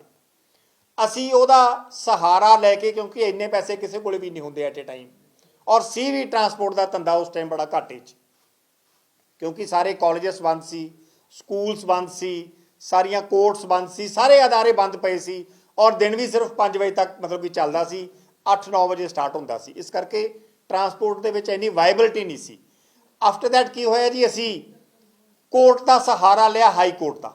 ਉਹਦੇ 'ਚ ਅਸੀਂ ਰਿਟ ਪਾਈ, ਹਾਈ ਕੋਰਟ ਨੇ ਸਾਨੂੰ ਵਾਪਸ ਭੇਜਤਾ ਕਿ ਮੈਂ ਤੁਹਾਡਾ ਇਹ ਫੈਸਲਾ ਨਹੀਂ ਕਰਨਾ, ਤੁਸੀਂ ਆਪਦੀ ਐਪੀਲੇਟ ਟ੍ਰਿਬਿਊਨਲ ਦੇ ਜਾਓ ਜਿਹੜੇ ਕਿ ਤੁਹਾਡੇ ਐਸਟੀਸੀ ਬਣਦੇ ਆ। ਅਸੀਂ ਐਸਟੀਸੀ ਸਾਹਿਬ ਕੋਲੇ ਅਪੀਲ ਪਾਤੀ। ਇਸ ਕਾਰਵਾਈ ਤੋਂ ਬਾਅਦ ਇਹ ਸਾਨੂੰ ਜਦੋਂ ਅਪੀਲ ਪਾਈ, ਇਹ ਸਾਨੂੰ ਆਪਣਾ ਆਰਟੀਏ ਦਾ ਆਰਡਰ ਆਇਆ ਵੀ ਮੈਂ ਤੁਹਾਡੀਆਂ ਜਿਹੜੀਆਂ ਇੰਸਟਾਲਮੈਂਟਸ ਬਣਾਈਆਂ ਸੀ ਉਹ ਮੈਂ ਕੈਂਸਲ ਕਰਦਾ। ਜਦੋਂ ਅਸੀਂ ਹਾਈ ਕੋਰਟ ਦੇ ਇਹ ਸਾਡੇ ਕੋਲੇ ਹੁਕਮ ਆਏ, ਇਹਨਾਂ ਹੁਕਮਾਂ ਦੇ ਚੱਲਦੇ ਅਸੀਂ ਐਸਟੀਸੀ ਸਾਹਿਬ ਕੋਲੇ, ਸਟੇਟ ਟਰਾਂਸਪੋਰਟ ਕਮਿਸ਼ਨਰ ਜੀ ਨੂੰ ਕਹਿੰਦੇ ਆ, ਉਹਨਾਂ ਕੋਲੇ ਅਸੀਂ ਅਪੀਲ ਪਾਤੀ। ਆਹ ਸਾਡੀ ਐਡੀ ਵੱਡੀ ਅਪੀਲ ਸਟੇਟ ਟਰਾਂਸਪੋਰਟ ਕਮਿਸ਼ਨਰ ਜੀ ਕੋਲੇ ਅੱਜ ਪੈਂਡਿੰਗ ਪਈ ਆ। ਜਿਹੜਾ ਉਹਨਾਂ ਨੇ ਇਹ ਫੈਸਲਾ ਕਰਨਾ, ਆਹ ਸਾਡੇ ਉਹਨਾਂ ਦੇ ਡਾਇਰੀ ਨੰਬਰ ਸਾਡੇ ਕੋਲੇ ਪਏ ਆ ਜਿਹੜੇ ਐਸਟੀਸੀ ਸਾਹਿਬ ਨੇ ਸਾਨੂੰ ਲਾ ਕੇ ਦਿੱਤੇ ਤੇ ਇਹ ਦੋਨੇ ਅਪੀਲਾਂ ਐਸਟੀਸੀ ਸਾਹਿਬ ਕੋਲੇ ਸਾਡੀਆਂ ਪੈਂਡਿੰਗ ਪਈਆਂ। ਅਸੀਂ ਤਾਂ ਵੇਟ ਕਰ ਰਹੇ ਸੀ ਵੀ ਸਾਨੂੰ ਡੇਟ ਮਿਲੂਗੀ, ਅਸੀਂ ਆਪਦੀ ਆਰਗੂਮੈਂਟ ਕਰਾਂਗੇ, ਸਾਨੂੰ ਰਿਲੀਫ ਮਿਲਦੀ ਆ ਨਹੀਂ ਮਿਲਦੀ। ਇਨ ਦਾ ਮੀਨ ਟਾਈਮ ਅਸੀਂ ਕੋਈ ਆਪਦੇ ਪੈਸੇ ਧੇਲੀ ਦਾ ਇੰਤਜ਼ਾਮ ਕਰਕੇ ਕੋਈ ਟੈਕਸ ਭਰਨ ਵੱਲ ਨਹੀਂ ਜਾਵਾਂਗੇ। ਔਰ ਅਸੀਂ ਐਫੀਡੇਵਿਟ ਵੀ ਦਿੱਤਾ ਹੋਇਆ ਵੀ ਅਸੀਂ ਗਵਰਨਮੈਂਟ ਦੇ ਟੈਕਸ ਤੋਂ ਕਦੇ ਭੱਜਦੇ ਨਹੀਂ, ਅਸੀਂ ਟੈਕਸ ਭਰਾਂਗੇ। ਇਨ ਦਾ ਮੀਨ ਟਾਈਮ ਇਹ ਤਾਂ ਹਜੇ ਅਪੀਲਾਂ ਤਾਂ ਸਾਡੀਆਂ ਸੰਨੇ ਰਹਿ ਗਈਆਂ ਤੇ ਫਰਾਈਡੇ ਵਾਲੇ ਦਿਨ ਸਾਨੂੰ ਇੱਕ ਆਹ ਆਰਡਰ ਮਿਲ ਗਿਆ ਕਿ ਤੁਹਾਨੂੰ ਟੈਕਸ ਡਿਫਾਲਟਰ ਹੋਣ ਦੇ ਨਾਤੇ ਤੁਹਾਡੇ ਦੋਨਾਂ ਕੰਪਨੀਆਂ ਦੇ, ਆਹ ਮੇਰੀ ਨਿਊਦੀਪ ਬੱਸ ਸਰਵਿਸ ਆ ਜੀ, 500 ਬੱਸ ਅਗਰ ਤੁਸੀਂ ਫੜ ਕੇ ਅੰਦਰ ਦੇ ਦਿਓਗੇ ਜੀ, 500 ਬੱਸ ਅਗਰ ਅੰਦਰ ਹੋ ਜੂਗੀ, ਇੱਕ ਬੱਸ ਅਗਰ 10,000 ਰੁਪਇਆ ਵੀ ਆਪਣਾ ਰੋਜ਼ ਦਾ ਕਮਾ ਕੇ ਲੈ ਕੇ ਆਉਂਦੀ ਆ ਤੇ ਸਰ ਰੋਜ਼ ਦਾ ਕਿੰਨੇ ਪੈਸੇ ਬਣ ਗਏ ਜੀ? 50 ਲੱਖ ਰੁਪਇਆ ਬਣ ਗਿਆ, ਰੋਜ਼ ਦਾ 50 ਲੱਖ ਰੁਪਇਆ ਬਣ ਗਏ ਨੇ ਸਰ। 500 ਬੱਸਾਂ ਬੰਦ ਆ ਜੀ, 500 ਬੱਸਾਂ ਬੰਦ ਆ। ਤੁਸੀਂ ਅੱਜ ਸਰ ਇੱਕ ਮਿੰਟ ਸਰ, 500 ਬੱਸਾਂ ਤੁਸੀਂ ਅੱਜ ਰਿਲੀਜ਼ ਕਰ ਦਿਓ, ਇਹਨਾਂ ਦਾ ਰੈਵਨਿਊ ਉੱਥੇ। ਮੁੰਬਈ 'ਚ ਸੈਮਸੰਗ ਸਰਵਿਸ ਸੈਂਟਰ 'ਚ ਲੱਗੀ ਭਿਆਨਕ ਅੱਗ। ਮੁੰਬਈ 'ਚ ਸੈਮਸੰਗ ਸਰਵਿਸ ਸੈਂਟਰ 'ਚ ਸੋਮਵਾਰ ਰਾਤ ਨੂੰ ਭਿਆਨਕ ਅੱਗ ਲੱਗ ਗਈ। ਆਸ-ਪਾਸ ਦੇ ਇਲਾਕਿਆਂ ਤੋਂ ਅੱਗ ਦੀਆਂ ਕਈ ਫੁੱਟ ਉੱਚੀਆਂ ਲਪਟਾਂ ਦੇਖੀਆਂ ਗਈਆਂ ਹਨ। ਭਿਆਨਕ ਅੱਗ ਦੀ ਸੂਚਨਾ ਮਿਲਣ ਤੋਂ ਬਾਅਦ ਫਾਇਰ ਬ੍ਰਿਗੇਡ ਦੀਆਂ ਕਈ ਟੀਮਾਂ ਮੌਕੇ ਤੇ ਪਹੁੰਚ ਗਈਆਂ ਹਨ। ਅਜੇ ਤੱਕ ਅੱਗ ਲੱਗਣ ਨਾਲ ਕਿਸੇ ਜਾਨੀ ਨੁਕਸਾਨ ਦੀ ਕੋਈ ਖਬਰ ਨਹੀਂ ਹੈ। ਜਾਣਕਾਰੀ ਮੁਤਾਬਕ ਅੱਗ ਬੁਝਾਉਣ ਲਈ 8 ਫਾਇਰ ਇੰਜਨ ਅਤੇ 4 ਪਾਣੀ ਦੇ ਟੈਂਕਰ ਮੌਕੇ ਤੇ ਭੇਜੇ ਗਏ ਹਨ। ਹਾਲਾਂਕਿ ਅੱਗ ਕਾਫੀ ਵੱਡੇ ਖੇਤਰ ਵਿੱਚ ਫੈਲਣ ਕਾਰਨ ਫਾਇਰ ਫਾਈਟਰਸ ਨੂੰ ਇਸ ਨੂੰ ਬੁਝਾਉਣ 'ਚ ਕਾਫੀ ਮੁਸ਼ਕਲਾਂ ਦਾ ਸਾਹਮਣਾ ਕਰਨਾ ਪੈ ਰਿਹਾ ਹੈ। ਸੈਮਸੰਗ ਭਾਰਤ ਵਿੱਚ ਪ੍ਰਮੁੱਖ ਸਮਾਰਟਫੋਨ ਨਿਰਮਾਤਾਵਾਂ ਵਿੱਚੋਂ ਇੱਕ ਹੈ। ਇਸ ਦੇ ਮੁੰਬਈ, ਨੋਇਡਾ ਸਮੇਤ ਕਈ ਥਾਵਾਂ ਤੇ ਸਮਾਰਟਫੋਨ ਯੂਨਿਟ ਹਨ ਅਤੇ ਵੱਡੇ ਸ਼ਹਿਰਾਂ ਵਿੱਚ ਇੱਕ ਤੋਂ ਵੱਧ ਸੇਵਾ ਕੇਂਦਰ ਵੀ ਹਨ। ਹਾਲਾਂਕਿ ਇਸ ਘਟਨਾ ਨੂੰ ਲੈ ਕੇ ਸੈਮਸੰਗ ਇੰਡੀਆ ਵੱਲੋਂ ਅਜੇ ਤੱਕ ਕੋਈ ਅਧਿਕਾਰਿਤ ਬਿਆਨ ਨਹੀਂ ਆਇਆ ਹੈ। ਇਹ ਸੈਮਸੰਗ ਸੇਵਾ ਕੇਂਦਰ ਕੰਜ਼ੂਰਮਾਰਗ ਈਸਟ ਮੁੰਬਈ ਵਿੱਚ ਸਥਿਤ ਹੈ। ਆਸਟ੍ਰੇਲੀਆ 'ਚ ਤੋੜੀ ਗਾਂਧੀ ਦੀ ਮੂਰਤੀ, ਭਾਰਤ ਵੰਸ਼ੀਆਂ 'ਚ ਗੁੱਸਾ। ਆਸਟ੍ਰੇਲੀਆ ਦੇ ਮੈਲਬੌਰਨ 'ਚ ਲਗਾਈ ਗਈ ਮਹਾਤਮਾ ਗਾਂਧੀ ਦੀ ਮੂਰਤੀ ਨੂੰ ਗੈਰ ਸਮਾਜਿਕ ਤੱਤਾਂ ਨੇ ਤੋੜ ਦਿੱਤਾ। ਕਾਂਸੇ ਦੀ ਇਹ ਮੂਰਤੀ ਭਾਰਤ ਸਰਕਾਰ ਨੇ ਭੇਟ ਕੀਤੀ ਸੀ। ਪ੍ਰਧਾਨ ਮੰਤਰੀ ਸਕਾਟ ਮੋਰਿਸਨ ਨੇ ਇਸ ਨੂੰ ਸ਼ਰਮਨਾਕ ਹਰਕਤ ਕਰਾਰ ਦਿੱਤਾ ਹੈ। ਇਸ ਵਾਰਦਾਤ ਕਾਰਨ ਭਾਰਤ ਵੰਸ਼ੀਆਂ 'ਚ ਕਾਫੀ ਗੁੱਸਾ ਹੈ। ਆਸਟ੍ਰੇਲੀਆਈ ਪ੍ਰਧਾਨ ਮੰਤਰੀ ਮੋਰਿਸਨ ਵੱਲੋਂ ਸ਼ੁੱਕਰਵਾਰ ਨੂੰ ਰੋਵਿਲੇ 'ਚ ਸਥਿਤ ਇੰਡੀਅਨ ਕਮਿਊਨਿਟੀ ਸੈਂਟਰ 'ਚ ਮੂਰਤੀ ਦਾ ਉਦਘਾਟਨ ਤੋਂ ਕੁਝ ਦੇਰ ਬਾਅਦ ਇਹ ਵਾਰਦਾਤ ਹੋਈ ਹੈ। ਭਾਰਤ ਦੀ ਆਜ਼ਾਦੀ ਦੇ 75 ਸਾਲ ਪੂਰੇ ਹੋਣ ਮੌਕੇ ਲਗਾਈ ਗਈ ਮੂਰਤੀ ਦੀ ਉਦਘਾਟਨੀ ਸਮਾਗਮ 'ਚ ਭਾਰਤ ਦੇ ਕੌਂਸਲੇਟ ਜਨਰਲ ਰਾਜਕੁਮਾਰ ਨੇ ਆਸਟ੍ਰੇਲੀਆਈ ਦੇ ਕਈ ਨੇਤਾ ਵੀ ਮੌਜੂਦ ਸਨ। ਐਤਵਾਰ ਨੂੰ ਪ੍ਰਕਾਸ਼ਿਤ ਰਿਪੋਰਟ 'ਚ ਮੋਰਿਸਨ ਦੇ ਹਵਾਲੇ ਤੋਂ ਕਿਹਾ ਗਿਆ ਹੈ ਕਿ ਗੈਰ ਸਨਮਾਨ ਦਾ ਇਹ ਪੱਧਰ ਬੇहद ਸ਼ਰਮਨਾਕ ਤੇ ਨਿਰਾਸ਼ਾਜਨਕ ਹੈ। ਜਿਸ ਦੇ ਵੀ ਇਹ ਭਾਰਤ ਦੇ ਆਸਟ੍ਰੇਲੀਆ ਦੇ ਸੱਭਿਆਚਾਰ ਪ੍ਰਤੀ ਸਨਮਾਨ ਨਹੀਂ ਦਿਖਾਇਆ, ਉਸ ਨੂੰ ਸ਼ਰਮਿੰਦਾ ਹੋਣਾ ਚਾਹੀਦਾ ਹੈ। ਉਨ੍ਹਾਂ ਕਿਹਾ ਹੈ ਕਿ ਸੰਸਕ੍ਰਿਤ ਪ੍ਰਤੀਕਾਂ ਦੇ ਹਮਲੇ ਬਰਦਾਸ਼ਤ ਨਹੀਂ ਕੀਤੇ ਜਾਣਗੇ, ਜਿੱਥੇ ਦੁਨੀਆ ਦੇ ਕਈ ਦੇਸ਼ਾਂ ਤੇ ਭਾਈਚਾਰਿਆਂ ਦੇ ਲੋਕ ਇਕੱਠੇ ਰਹਿੰਦੇ ਹਨ। ਪੀਸੀਆਰ ਮੋਟਰਸਾਈਕਲ ਅਤੇ ਜੂਲੋ ਗੱਡੀਆਂ ਦੇ ਮੁਲਾਜ਼ਮਾਂ ਨੇ ਕੱਢੀ ਫਲੈਗ ਮਾਰਚ, ਦਿੱਤੀ ਅਪਰਾਧੀਆਂ ਨੂੰ ਚੇਤਾਵਨੀ। ਜਲੰਧਰ ਪੁਲਿਸ ਕਮਿਸ਼ਨਰ ਦੇ ਦਿਸ਼ਾ ਨਿਰਦੇਸ਼ਾਂ ਤੇ ਪੀਸੀਆਰ ਮੋਟਰਸਾਈਕਲ ਅਤੇ ਜੂਲੋ ਗੱਡੀਆਂ ਦੇ ਮੁਲਾਜ਼ਮਾਂ ਵੱਲੋਂ ਫਲਾਈਂਗ ਮਾਰਚ ਕੱਢੀ ਗਈ। ਇਹ ਫਲਾਈਂਗ ਮਾਰਚ ਪੁਲਿਸ ਲਾਈਨ ਤੋਂ ਲੈ ਕੇ ਮਾਡਲ ਟਾਊਨ ਸ਼ਿਵਾਨੀ ਪਾਰਕ ਤੱਕ ਨਿਕਾਲੀ ਗਈ। ਇਸ ਫਲਾਈਂਗ ਮਾਰਚ ਦਾ ਮੁੱਖ ਉਦੇਸ਼ ਅਪਰਾਧੀਆਂ ਨੂੰ ਚੇਤਾਵਨੀ ਦੇਣਾ ਹੈ। ਉੱਥੇ ਸਾਨੂੰ ਆਪਣੀ ਪ੍ਰੈਜ਼ੈਂਸ ਦਿਖਾਣੀ ਹੈ, ਪੁਲਿਸ ਦੀ ਡੋਮੀਨੈਂਸ ਦਿਖਾਣੀ ਹੈ, ਵਿਜ਼ਿਬਿਲਿਟੀ ਦਿਖਾਣੀ ਹੈ। ਉਸ ਵਾਸਤੇ ਜਿਹੜਾ ਪੀਸੀਆਰ ਹੁੰਦਾ ਬਹੁਤ ਹੀ ਅਹਿਮ ਦਫ਼ਤਰ ਹੁੰਦਾ ਹੈ ਪੁਲਿਸ ਦਾ। और जलंधर जैसे शहर में पीसीआर का बहुत छोटा रोल है। एंटी सोशल या समाज विरोधी गतिविधियाँ होती रहती है। वो जोड़े बंदे होंगे हैं उन्होंने सानू वार्निंग भी देनी है कि इस तरीके की कोई चीज़ गलत चीज़ या वो हुल्लड़बाजी करते हैं, ड्रंकन ड्राइविंग ये नहीं चलूगी। इस करके असी एक फ्लैग मार्च चढ़ा रहे, असी स्टार्ट कर रहे ज्योति चौक, अंबेडकर चौक, गुरु नानक मिशन चौक। उस तो बाद असी मॉडल टाउन जाएंगे। उत्थे साडा हाल्टिंग पॉइंट जिहड़ा शिवानी पार्क वाला एरिया है, उत्थे असी रुक जाएंगे थोड़ी चेर वास्ते। एंड ये जिहड़ी एक्सरसाइज है करीबन 1 घंटा लग जूगा थोड़ा, जदों तक 8 बज जाता है। मेरी कुछ एक्सपेक्ट निकाल रहे हो पीआरसी के साथ, उसके बारे में? इसमें ये था कि हमें मानयोग कमिश्नर ऑफ पुलिस जलंधर वालों हिदायत मिली सी कि शहर में जो भी कुछ इंसिडेंट्स ऑन एंड ऑफ होंदे रहंदे हैं, तो उदा असी सीपी साहब ने बड़ा सख्त नोटिस लेके जो पीसीआर दस्ता है कमिश्नरेट पुलिस का, उन्होंने सानू हिदायत मिली है उन्होंने एक्टिव करन दा। एंड ये जी एक्सरसाइज है पिछले करीबन 2 हफ्ते तो असी करा रहे हैं। ये वास्ते खास जॉइंट कमिश्नर साहब है संदीप मलिक सर, उन्होंने बेसिकली इहदा कंट्रोल दिता गया है।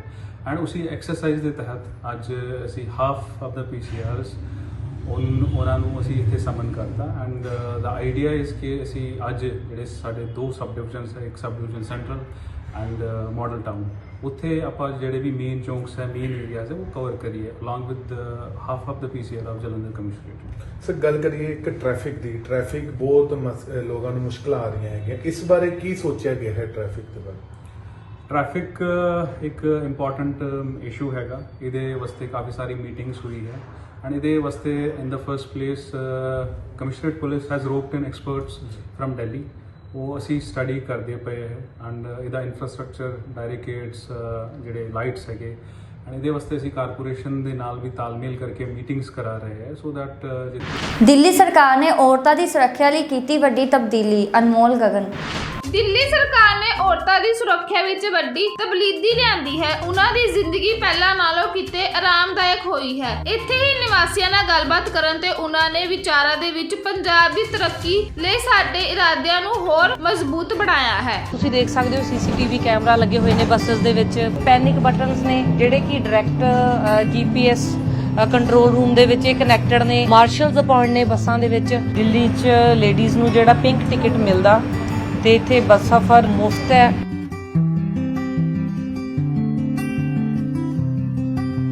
मैं तो दिल्ली आई हुई थी सर से मिलने, तो मैंने सोचा कि बसेस का सफ़र देखो, महिलाओं के काफ़ी चर्चा में है जो पंजाब में भी। और कैसा आपका बस सफ़र कैसा चल रहा है? सब अच्छा चल रहा है, बढ़िया चल रहा है। क्या चेंजेस आए अब केजरीवाल के आने के बाद? लाइक जैसे हम पंजाब में सुनते हैं कि यहाँ पे अच्छी सिक्योरिटी अच्छी है, सब बढ़िया है। क्या क्या मतलब फैसिलिटीज़ बस सर्विसेज में प्रोवाइड की हैं केजरीवाल जी? बस तो फैंटास्टिक, इतना बढ़िया सफ़र और इतना कंफर्टेबल जो कभी नहीं रहा। एक तो चढ़ने में आसान और कंफर्टेबल बहुत है, सेफ है, सिक्योर है।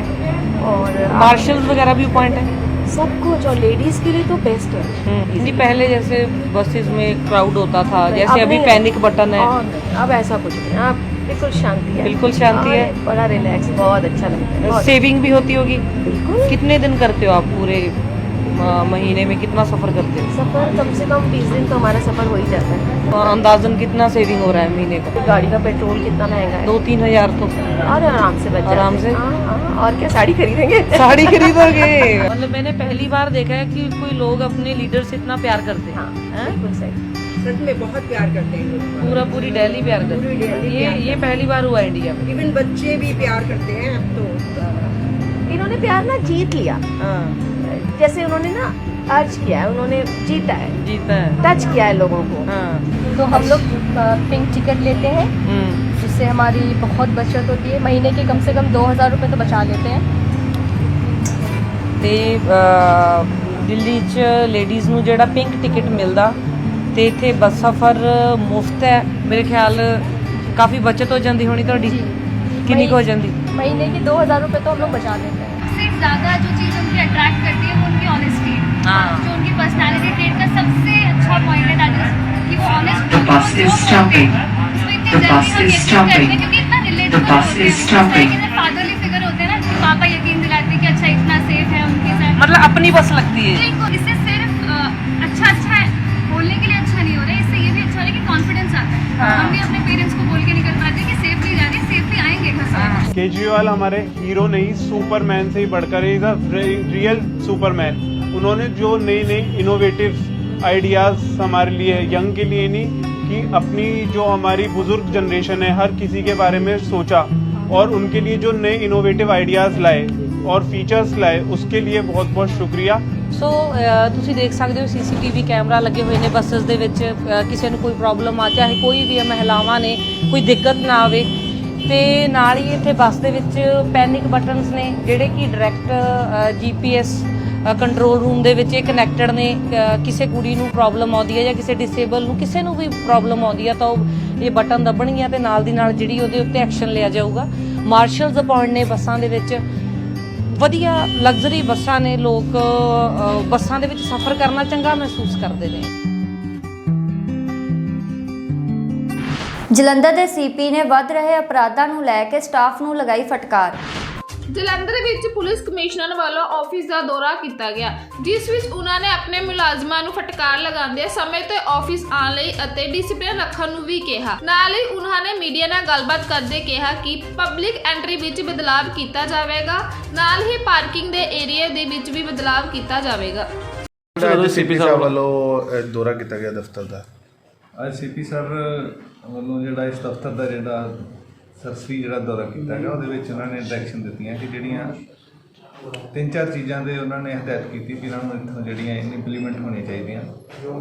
ਇੱਕ ਤਾਂ ਜਿਹੜੀ ਆਪਣੀ ਪਬਲਿਕ ਐਂਟਰੀ ਆ ਉਹਦੇ 'ਚ ਥੋੜ੍ਹੀ ਮੋਡੀਫਿਕੇਸ਼ਨ ਕਰਾਈ ਹੈ, ਪਲੱਸ ਜਿਹੜਾ ਪਾਰਕਿੰਗ ਜਿਹੜੇ ਬਿਲਕੁਲ ਕਮਿਸ਼ਨਰੇਟ ਦਾ ਆਫਿਸ ਦੇ ਨਾਲ ਜਿਹੜੇ ਪਾਰਕਿੰਗ ਮੋਟਰਸਾਈਕਲ ਸਕੂਟਰ ਪਬਲਿਕ ਵਗੈਰਾ ਲਾਉਂਦੀ, ਉਹਦੇ ਵਾਸਤੇ ਵੀ ਆਪਾਂ ਈਅਰ ਮਾਰਕ ਜਿਹੜਾ ਏਰੀਆ ਬਾਉਂਡਰੀ ਉਹਦਾ ਏਰੀਆ ਡਿਫਾਈਨ ਕੀਤਾ ਹੈਗਾ। ਉਸ ਤੋਂ ਬਾਅਦ ਦੂਜੀ ਸਾਈਡ 'ਤੇ ਜਿਹੜਾ ਲਗਾਇਆ ਕਰਨਗੇ। ਉਸ ਦੀ ਜਿਹੜਾ ਕੰਮ ਰੈਨੋਵੇਸ਼ਨ ਦਾ ਚੱਲ ਰਿਹਾ ਉਹਦਾ ਸਾਰਾ ਸਰ ਨੇ ਇੰਸਪੈਕਟ ਕਰਕੇ ਤੇ ਜੋ ਚੀਜ਼ਾਂ ਕਰਾਉਣੀਆਂ ਉਹਦੀ ਸਾਰੀ ਹਦਾਇਤ ਕੀਤੀ। ਉਹ ਸਾਰਾ ਅਸੀਂ ਜਿਹੜਾ ਹੁਣ ਜਿਹੜਾ ਇਹ ਇੰਪਲੀਮੈਂਟ ਕਰ ਦਾਂਗੇ ਤਾਂ ਕਿ ਜੋ ਕਿ ਪਬਲਿਕ ਨੂੰ ਜਿਹੜੀ ਪ੍ਰੋਬਲਮ ਨਾ ਆਏ ਤੇ ਜਿਹੜੀ ਸਿਕਿਉਰਿਟੀ ਵਾਸਤੇ ਵੀ ਜਿਹੜੀ ਆਪਣੀ ਕੋਈ ਕਾਜ਼ ਬਣਦਾ ਸਿਕਿਉਰਿਟੀ ਥ੍ਰੈਟ ਉਹਨੂੰ ਵੀ ਆਪਾਂ ਜਿਹੜਾ ਅਵਰਟ ਕਰਨਾ ਜਿਹੜਾ ਸਰ ਉਹਦੇ ਲਈ ਸਾਰਾ ਜਿਹੜਾ ਅਸੀਂ ਜਿਹੜਾ ਇੰਤਜ਼ਾਮ ਖੜਾ ਕਰ ਰਹੇ ਹਾਂ। ਇਹ ਗੱਲ ਕਰੀਏ ਸਰ ਕਿੱਦਾਂ ਸਰ ਨੇ ਹਦਾਇਤਾਂ ਵੀ ਦਿੱਤੀਆਂ ਗਈਆਂ ਮੁਲਾਜ਼ਮਾਂ ਨੂੰ ਤੇ ਉਹਦੇ ਬਾਰੇ ਕੀ ਕਹਿਣਾ? ਦੇਖੋ ਸਰ ਨੇ ਜਨਰਲ ਇੰਸਟਰਕਸ਼ਨਾਂ ਦਿੱਤੀਆਂ ਵਾ ਵੀ ਆਪਣਾ ਹਰ ਜਿਹੜਾ ਮੁਲਾਜ਼ਮ ਹੈ ਟਾਈਮ ਨਾਲ ਆਪਣੇ ਆਫਿਸ ਤੇ ਵਰਕ ਆਪਣਾ ਸਟਾਰਟ ਕਰੇ, ਟਾਈਮ ਨਾਲ ਉਹਨੂੰ ਫਿਨਿਸ਼ ਕਰੇ। ਟਾਈਮ ਬਾਉਂਡ ਜਿਹੜਾ ਉਹਨਾਂ ਨੇ ਹਰ ਇੱਕ ਜਿਹੜਾ ਡੈਸਕ ਨੂੰ ਜਿਹੜਾ ਬਣਾ ਦਿੱਤਾ ਉਹਦਾ ਇੰਚਾਰਜ ਜਿਹੜਾ ਉਹ ਰਿਸਪੌਂਸੀਬਲ ਹੋਏਗਾ ਕਿ ਜਿਹੜਾ ਡਾਕੂਮੈਂਟ ਆ ਉਹ ਟਾਈਮਲੀ ਡਿਸਪੋਜ਼ ਆਫ ਹੋਵੇ। ਇਸ ਤਰ੍ਹਾਂ ਕਰਕੇ ਉਹਨਾਂ ਨੇ ਜਿਹੜਾ ਇੱਕ ਪੰਕਚੁਅਲਿਟੀ ਨੂੰ ਜਿਹੜਾ ਐਂਡ ਡਿਸਿਪਲਿਨ ਨੂੰ ਜਿਹੜਾ ਜ਼ਿਆਦਾ ਜਿਹੜੀ ਤਰਜੀਹ ਦਿੱਤੀ ਹੈ ਕਿ ਜਿਹੜਾ ਇਨਡਿਸਿਪਲਿਨ ਐਂਡ ਜਿਹੜਾ ਰੈਗੂਲਰ ਇਹ ਜਿਹੜਾ ਆਪਣਾ ਇਹ ਸਿਸਟਮ ਜਿਹੜਾ ਬਿਲਕੁਲ ਸਹੀ ਹੋਣਾ ਚਾਹੀਦਾ। ਕਈ ਮੁਲਾਜ਼ਮ ਜਿਹੜੇ ਵਿਦਆਊਟ ਯੂਨੀਫਾਰਮ ਸੀ ਉਹਨਾਂ ਨੂੰ ਦਿੱਤਾ ਸੀਗਾ ਯੂਨੀਫਾਰਮ ਪਾ ਕੇ। ਯੂਨੀਫਾਰਮ ਦੇਖੋ ਅੱਜ ਮੰਡੇ ਆ, ਮੰਡੇ ਦੇ ਵਿੱਚ ਉਹਨਾਂ ਨੇ ਕਿਹਾ ਜਿਹੜੇ ਸਾਰੇ ਜਿਹੜੇ CPRC ਦੇ ਮੁਲਾਜ਼ਮ ਜਾਂ ਹੋਰ ਜਿਹੜੇ ਉਹ ਯੂਨੀਫਾਰਮ ਦੇ ਵਿੱਚ ਆਉਣਗੇ। ਠੀਕ ਹੈ। ਸ਼ਰਾਬ ਦੀ ਆ ਸਕਦੀ ਕਿੱਲਤ, ਅੱਜ ਰਾਤ ਤੋਂ ਸਾਰੇ ਸਰਕਾਰੀ ਠੇਕੇ ਬੰਦ। ਹੁਣ ਦਿੱਲੀ 'ਚ ਸ਼ਰਾਬ ਦੇ ਸਰਕਾਰੀ ਠੇਕੇ ਬੰਦ ਹੋ ਜਾਣਗੇ। ਇਹ ਕਾਰੋਬਾਰੀ ਹੁਣ ਨਿੱਜੀ ਵਿਕਰੇਤਾ ਨੂੰ ਹੀ ਸੌਂਪੇ ਜਾਣਗੇ। ਦਿੱਲੀ 'ਚ ਮੰਗਲਵਾਰ ਤੋਂ ਲਗਭਗ 400 ਸ਼ਰਾਬ ਦੇ ਠੇਕਿਆਂ ਨੂੰ ਤਾਲੇ ਲੱਗ ਜਾਣਗੇ। ਸ਼ਰਾਬ ਦੀਆਂ ਦੁਕਾਨਾਂ ਤੇ ਸਿਰਫ ਪ੍ਰਾਈਵੇਟ ਸ਼ਰਾਬ ਵਿਕਰੇਤਾ ਹੀ ਸ਼ਰਾਬ ਵੇਚੇਗਾ, ਕਿਉਂਕਿ ਦਿੱਲੀ ਸਰਕਾਰ ਦੀ ਨਵੀਂ ਆਵਾਜਾਈ ਨੀਤੀ ਬੁੱਧਵਾਰ ਸਵੇਰੇ ਲਾਗੂ ਹੋਵੇਗੀ। ਹਾਲਾਂਕਿ ਪ੍ਰਦਰਸ਼ਨਾਂ ਪ੍ਰਗਟਾ ਜਾ ਰਿਹਾ ਹੈ ਕਿ ਵੱਡੀ ਗਿਣਤੀ 'ਚ ਸਰਕਾਰੀ ਠੇਕੇ ਦੀਆਂ ਦੁਕਾਨਾਂ ਦੇ ਅਚਾਨਕ ਬੰਦ ਹੋਣ ਨਾਲ ਸ਼ਰਾਬ ਦੀ ਕਮੀ ਹੋ ਜਾਵੇਗੀ ਤੇ ਨਿੱਜੀ ਦੁਕਾਨਦਾਰਾਂ ਨੂੰ ਅਚਾਨਕ ਵਾਧਾ ਹੋ ਜਾਵੇਗਾ। ਬਿਨਾਂ CLU ਅਤੇ ਨਕਸ਼ੇ ਦੇ ਸ਼ਹਿਰ ਵਿੱਚ 10 ਏਕੜ ਅਵੈਧ ਨਿਰਮਾਣ, ਉਠਾਏ ਨਿਗਮ ਦੇ ਕੰਮ ਤੇ ਸਵਾਲ। ਸ਼ਹਿਰ ਵਿੱਚ ਨਾਜਾਇਜ਼ ਕਲੋਨੀਆਂ ਰਾਹੀਂ ਕਰੋੜਾਂ ਰੁਪਏ ਦੀ ਟੈਕਸ ਚੋਰੀ ਨੂੰ ਲੈ ਕੇ ਮੇਅਰ ਅਤੇ ਨਗਰ ਨਿਗਮ ਦੇ ਕਾਰਜ ਪ੍ਰਣਾਲੀ ਤੇ ਸਵਾਲ ਚੁੱਕੇ ਜਾ ਰਹੇ ਹਨ। ਅਜਿਹਾ ਇੱਕ ਮਾਮਲਾ ਨਕੋਦਰ ਰੋਡ ਦਾ ਹੈ, ਜਿੱਥੇ 10 ਏਕੜ ਤੋਂ ਵੱਧ ਜ਼ਮੀਨ ਤੇ ਕਮਿਸ਼ਨਲ ਨਿਰਮਾਣ ਕਰਕੇ ਵਪਾਰ ਗਤੀਵਿਧੀਆਂ ਕੀਤੀਆਂ ਜਾ ਰਹੀਆਂ ਹਨ, ਪਰ ਨਿਗਮ ਕਮਿਸ਼ਨਰ ਅਤੇ ਮੇਅਰ ਉਸ ਖਿਲਾਫ ਕਾਰਵਾਈ ਕਰਨ ਦੇ ਵਿੱਚ ਨਾਕਾਮ ਰਹੇ ਹਨ। ਪੈਸੇ ਦੇ ਲੈਣ ਦੇਣ ਨੂੰ ਲੈ ਕੇ ਪਰਿਵਾਰ ਤੇ ਜਾਨਲੇਵਾ ਹਮਲਾ, ਨੌਜਵਾਨ ਹੋਇਆ ਲਹੂ ਲਹਾਨ। ਪੰਜਾਬ ਦੇ ਵਿੱਚ ਕਾਲਾ ਸਿੰਘਾ ਰੋਡ ਦੇ ਕੋਲ ਪੈਸਿਆਂ ਦੇ ਲੈਣ ਦੇਣ ਨੂੰ ਲੈ ਕੇ ਇੱਕ ਪਰਿਵਾਰ ਤੇ ਜਾਨਲੇਵਾ ਹਮਲਾ ਕੀਤਾ ਗਿਆ, ਜਿਸ ਕਰਕੇ ਇੱਕ ਨੌਜਵਾਨ ਲਹੂ-ਲੁਹਾਨ ਹੋ ਗਿਆ। ਜਾਣਕਾਰੀ ਅਨੁਸਾਰ ਕੁਝ ਨੌਜਵਾਨਾਂ ਵੱਲੋਂ ਘਰ ਦੇ ਵਿੱਚ ਵੜ ਕੇ ਪੈਸੇ ਦੇ ਲੈਣ ਦੇਣ ਨੂੰ ਲੈ ਕੇ ਇੱਕ ਪਰਿਵਾਰ ਤੇ ਜਾਨਲੇਵਾ ਹਮਲਾ ਕੀਤਾ ਗਿਆ, ਜਿਸ ਦੀ ਸੂਚਨਾ ਪੁਲਿਸ ਨੂੰ ਮੌਕੇ ਤੇ ਦੇ ਦਿੱਤੀ। ਇਸ ਘਟਨਾ ਦੇ ਨਾਲ ਇਲਾਕਾ ਨਿਵਾਸੀਆਂ ਦੇ ਵਿੱਚ ਸਨਸਨੀ ਦਾ ਮਾਹੌਲ ਬਣ ਗਿਆ ਹੈ। ਥੋੜਾ ਬਹੁਤਾ ਪੈਸਿਆਂ ਦਾ ਲੈਣ ਦੇਣ ਸੀ, ਉਹਦੇ ਕੋਲੋਂ 28,000 ਰੁਪਇਆ ਦੇਣਾ ਸੀ ਹੁੰਦਾ। ਕਿੰਨਾ ਦਾ? ਜੋ ਪਿਛਲੀ ਗਲੀ 'ਚ ਰਹਿੰਦੇ ਆ। ਅੱਛਾ ਜੀ। ਜੋਗਿੰਦਰਪਾਲ 2 ਵਾਰੀ ਉਹਨਾਂ ਨੂੰ 5-5 ਕਰਕੇ ਦੇਤਾ, ਬਾਕੀ ਕਹਿੰਦੇ ਸੀ ਪੈਸੇ ਦਵੋ। ਅਸੀਂ ਕਿ ਸਾਡੇ ਕੋਲ ਹਜੇ ਹੈ ਨਹੀਂਗੇ, ਅਸੀਂ ਤੁਹਾਨੂੰ ਦੇ ਦਾਂਗੇ ਜਦੋਂ ਵੀ ਸਾਡੇ ਕੋਲ ਪੈਸੇ ਆਣਗੇ। ਬਸ ਉਹਨੇ ਘਰ ਆਂਦਾ ਵੀ ਅਸੀਂ ਇੱਥੋਂ ਫੜ ਕੇ ਇਹਨੂੰ ਘੜੀਸ ਕੇ ਉੱਥੋਂ ਤੱਕ ਪਹਿਲਾਂ ਕਹਿੰਦੇ ਚਲੋ ਇਹ ਕਹਿੰਦਾ ਘਰ ਆ ਜਾਓ, ਆਪਾਂ ਘਰ ਬਹਿ ਕੇ ਗੱਲ ਕਰਦੇ ਆ। ਉਹਨੂੰ ਘੜੀਸ ਕੇ 2-3 ਬੰਦੇ ਪਹਿਲਾਂ ਫੜ ਕੇ ਇੱਥੇ ਲੈ ਗਏ ਆ। ਇਹਨੇ ਖੰਭੇ ਨੂੰ ਫੜ ਲਿਆ, ਆਪਣੇ ਆਪ ਨੂੰ ਛੁਡਾਉਣ ਦੀ ਕੋਸ਼ਿਸ਼ ਕੀਤੀ। ਉਦੋਂ 15-20 ਬੰਦੇ ਹੋਰ ਆ ਗਏ, ਇਹਨੂੰ ਘੜੀਸ ਕੇ ਉੱਧਰ ਲੈ ਗਏ ਤੇ ਇਹਦਾ ਦੰਦ ਸਾਰਾ ਕੁਝ ਮੂੰਹ ਤੋਂ ਮਾਰਿਆ। ਸਾਨੂੰ ਕਿਸੇ ਨੇ ਦੱਸਿਆ ਤੁਹਾਡੇ ਮੁੰਡੇ ਨੂੰ ਕੁੱਟਦੇ ਪਏ ਆ। ਮੈਂ ਜਦੋਂ ਆਈ ਇਹਨੂੰ 10-12 ਜਣਿਆਂ ਦੇ ਉੱਪਰ ਚੜੇ ਹੋਏ ਸੀਗੇ। ਮੈਂ ਅੱਗੇ ਹੋਈ, ਮੇਰੀ ਜਨਾਨੀਆਂ 4-5 ਜਨਾਨੀਆਂ ਸੀ, ਉਹਨਾਂ ਨੇ ਮੇਰੇ ਵਾਲ ਫੜ ਲਏ, ਮੈਨੂੰ ਉੱਧਰ ਨਹੀਂ ਜਾਣ ਦਿੱਤਾ। ਕਹਿੰਦੇ ਅਸੀਂ ਤੇ ਮੁੰਡੇ ਦੇ ਵੱਢ ਕੇ ਟੋਟੇ ਕਰਕੇ ਇੱਥੇ ਸੁੱਟ ਕੇ ਜਾਣਾ। ਮੇਰੇ ਨੂੰਹ ਵੀ ਮੇਰੇ ਪਿੱਛੋਂ ਆਈ, ਉਹਨੂੰ ਵੀ ਧੱਕਾ ਮਾਰਿਆ ਜਨਾਨੀਆਂ ਨੇ। ਮੇਰੇ ਨੂੰਹ ਪ੍ਰੈਗਨੈਂਟ ਹੈ ਜੇ, ਮੇਰੇ ਉਹਦੇ ਬੱਚੇ ਨੂੰ ਕੁਝ ਹੋ ਗਿਆ, ਮੈਂ ਕਿੱਥੇ ਜਾਵਾਂਗੀ, ਮੇਰਾ ਘਰ ਵਾਲਾ ਵੀ। ਆਪ ਵਿਧਾਇਕਾ ਬੀਬੀ ਸਰਬਜੀਤ ਕੌਰ ਮਾਨੂਕੇ ਨੇ ਚੰਨੀ ਸਰਕਾਰ ਦੇ ਝੂਠੇ ਵਾਅਦਿਆਂ ਦਾ ਕੀਤਾ ਪਰਦਾਫਾਸ਼। ਅਸੀਂ ਜਦੋਂ ਚੰਨੀ ਸਰਕਾਰ ਨੂੰ ਘੇਰਿਆ ਕਿ DAP ਖਾਦ ਨਹੀਂ ਆਉਂਦੀ ਤੇ ਲਿਫਟਿੰਗ ਮੰਡੀਆਂ ਦੀ ਪੂਰੀ ਨਹੀਂ ਹੋ ਰਹੀ, ਉੱਥੇ ਇਹਨਾਂ ਦੇ ਦੋਨਾਂ ਮੰਤਰੀਆਂ ਨੇ ਆਪਣੇ ਮੁੱਖ ਮੰਤਰੀ ਦੇ ਝੂਠ ਦੇ ਵਿੱਚ ਹਾਂ ਮਿਲਾਉਂਦੇ ਹੋਏ ਵਾਅਦਾ ਕੀਤਾ ਪੰਜਾਬ ਦੇ ਲੋਕਾਂ ਨਾਲ ਕਿ ਮੰਡੀਆਂ ਪੰਜਾਬ ਦੀਆਂ ਪੂਰੀਆਂ ਖਾਲੀ ਹੋ ਚੁੱਕੀਆਂ। ਵਿਰੋਧੀ ਧਿਰ ਸਾਨੂੰ ਪੁਆਇੰਟ ਚੱਕ ਰਹੇ ਆ, ਜਦ ਕਿ ਅੱਜ ਮੈਂ ਤੁਹਾਨੂੰ ਦਿਖਾਉਣ ਜਾ ਰਹੀ ਹਾਂ ਆ ਮੰਡੀ ਦੇ ਵਿੱਚ।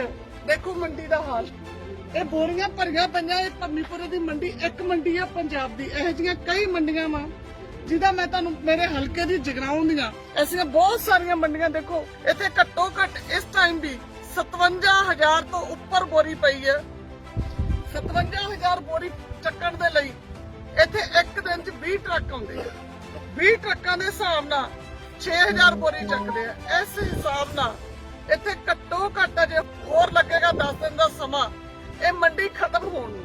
ਹੁਣ ਸਭ ਤੋਂ ਵੱਡੀ ਪ੍ਰੋਬਲਮ ਇਹ ਹੈ ਕਿ ਮੰਡੀ ਦਾ ਜਦੋਂ ਵੀ ਮੰਡੀ ਦੇ ਲੇਬਰ ਦਾ ਕੋਈ ਐਗਰੀਮੈਂਟ ਹੁੰਦਾ, ਮੇਰੀਆਂ ਭੈਣਾਂ ਦਾ, ਮੇਰੇ ਵੀਰਾਂ ਦਾ ਕੰਮ ਕਰਨ ਦਾ, ਉਹ ਤਾਂ ਇੱਕ ਮੰਡੀ ਤੋਂ ਖਤਮ ਹੋਣ ਤੱਕ ਦਾ ਹੁੰਦਾ।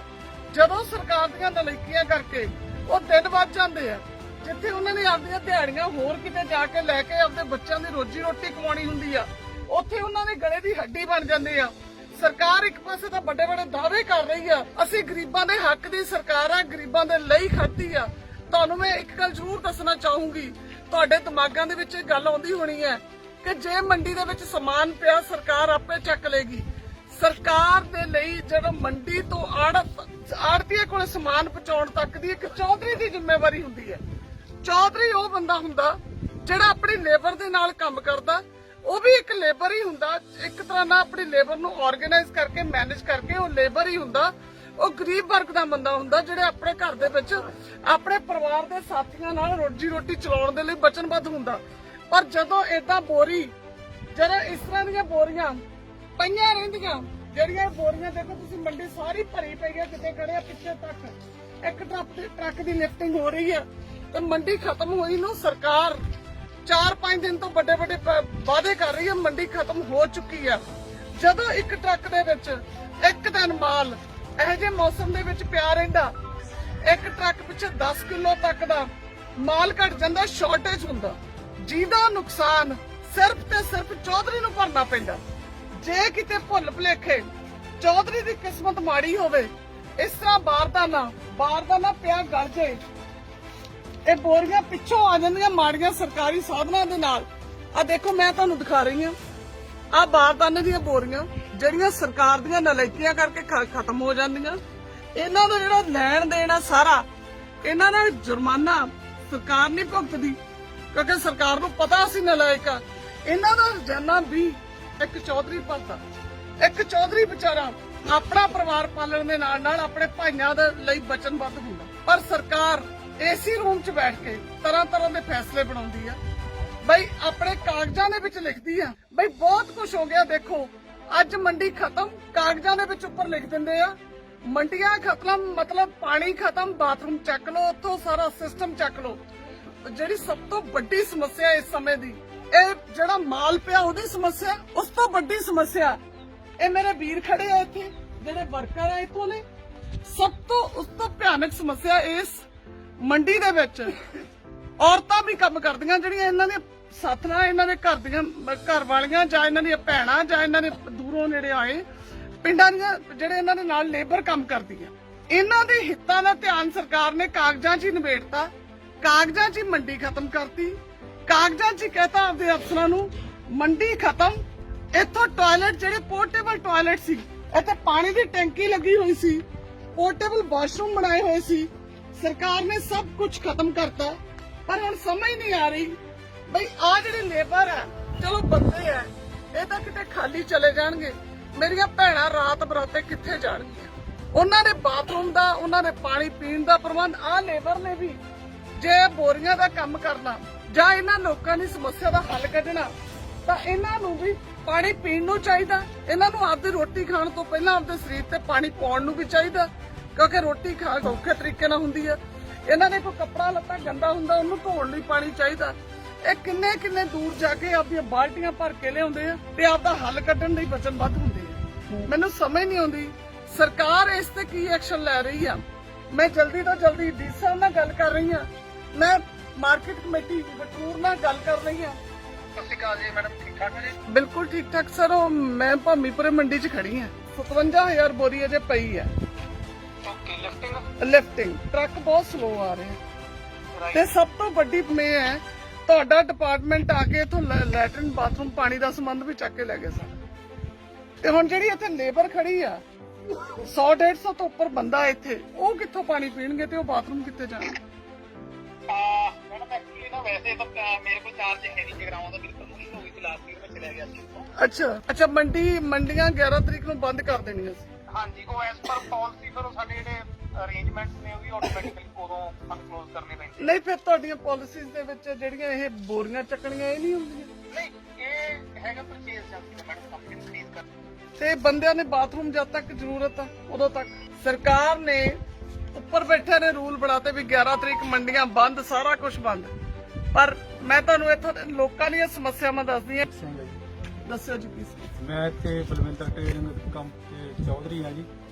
ਤੇ ਸਭ ਤੋਂ ਵੱਡੀ ਸਮੱਸਿਆ ਤਾਂ ਮਜ਼ਦੂਰਾਂ ਨੂੰ ਪਾਣੀ ਤੇ ਲੈਟਰਿਨ ਬਾਥਰੂਮ ਦੀ ਹੋ ਗਈ, ਕਿਉਂ ਜਿੰਨਾ ਚਿਰ ਬੋਰੀਆਂ ਨਹੀਂ ਚੱਕੀਆਂ ਜਾਂਦੀਆਂ ਕੋਈ ਵੀ ਮਜ਼ਦੂਰ ਜਾਂ ਚੌਧਰੀ ਇਹਨੂੰ ਛੱਡ ਕੇ ਨਹੀਂ ਜਾ ਸਕਦਾ। ਤੇ ਉਦੋਂ ਬਾਅਦ ਲਿਫਟਿੰਗ ਜਿੰਨਾ ਚਿਰ ਸਲੋ ਚੱਲ ਰਹੀ ਆ ਸਾਰੇ ਪਰੇਸ਼ਾਨ ਆ। ਰਾਤ ਨੂੰ ਇੱਥੇ ਬੋਰੀਆਂ ਦੀ ਰਾਖੀ ਵੀ ਕਰਨੀ ਪੈਂਦੀ ਆ ਜਾ ਕੇ, ਠੀਕ ਹੈ। ਥੱਲਿਓਂ ਬੋਰੀਆਂ ਮਹੀਨਾ ਹੋ ਗਿਆ ਪਈਆਂ ਨੂੰ, ਜਦੋਂ ਚੱਕਦੇ ਆ ਤਾਂ ਉਹਦਾ ਥੱਲਾ ਗਲਿਆ ਹੋਇਆ ਨਿਕਲਦਾ। ਉਹ ਬੋਰੀ ਜਿਹੜੀ ਗਲੀ ਹੋਈ ਆ ਉਹ ਮਜ਼ਦੂਰ ਦੇ ਸਿਰ ਪਾਈ ਜਾਂਦੀ ਆ, ਚੌਧਰੀ ਦੇ ਸਿਰ। ਤੇ ਉਹਦੀ ਜਿਹੜੀ ਸ਼ਾਰਟੇਜ, ਜਿਵੇਂ ਬੋਰੀਆਂ ਅਸੀਂ ਤਲਾਈ ਵੇਲੇ ਜ਼ਿਮੀਦਾਰ ਭਰਾ 100 ਗ੍ਰਾਮ ਵੀ ਉੱਪਰ ਤੋਲਣ ਨਹੀਂ ਦੇ ਰਹੇਗੇ। ਉਹਦੀ ਜਦੋਂ ਤਲਾਈ ਕਰਤੀ ਦੂਜੇ ਜਾਂ ਤੀਜੇ ਦਿਨ ਲਿਫਟਿੰਗ ਹੋਣੀ ਜ਼ਰੂਰੀ ਆ।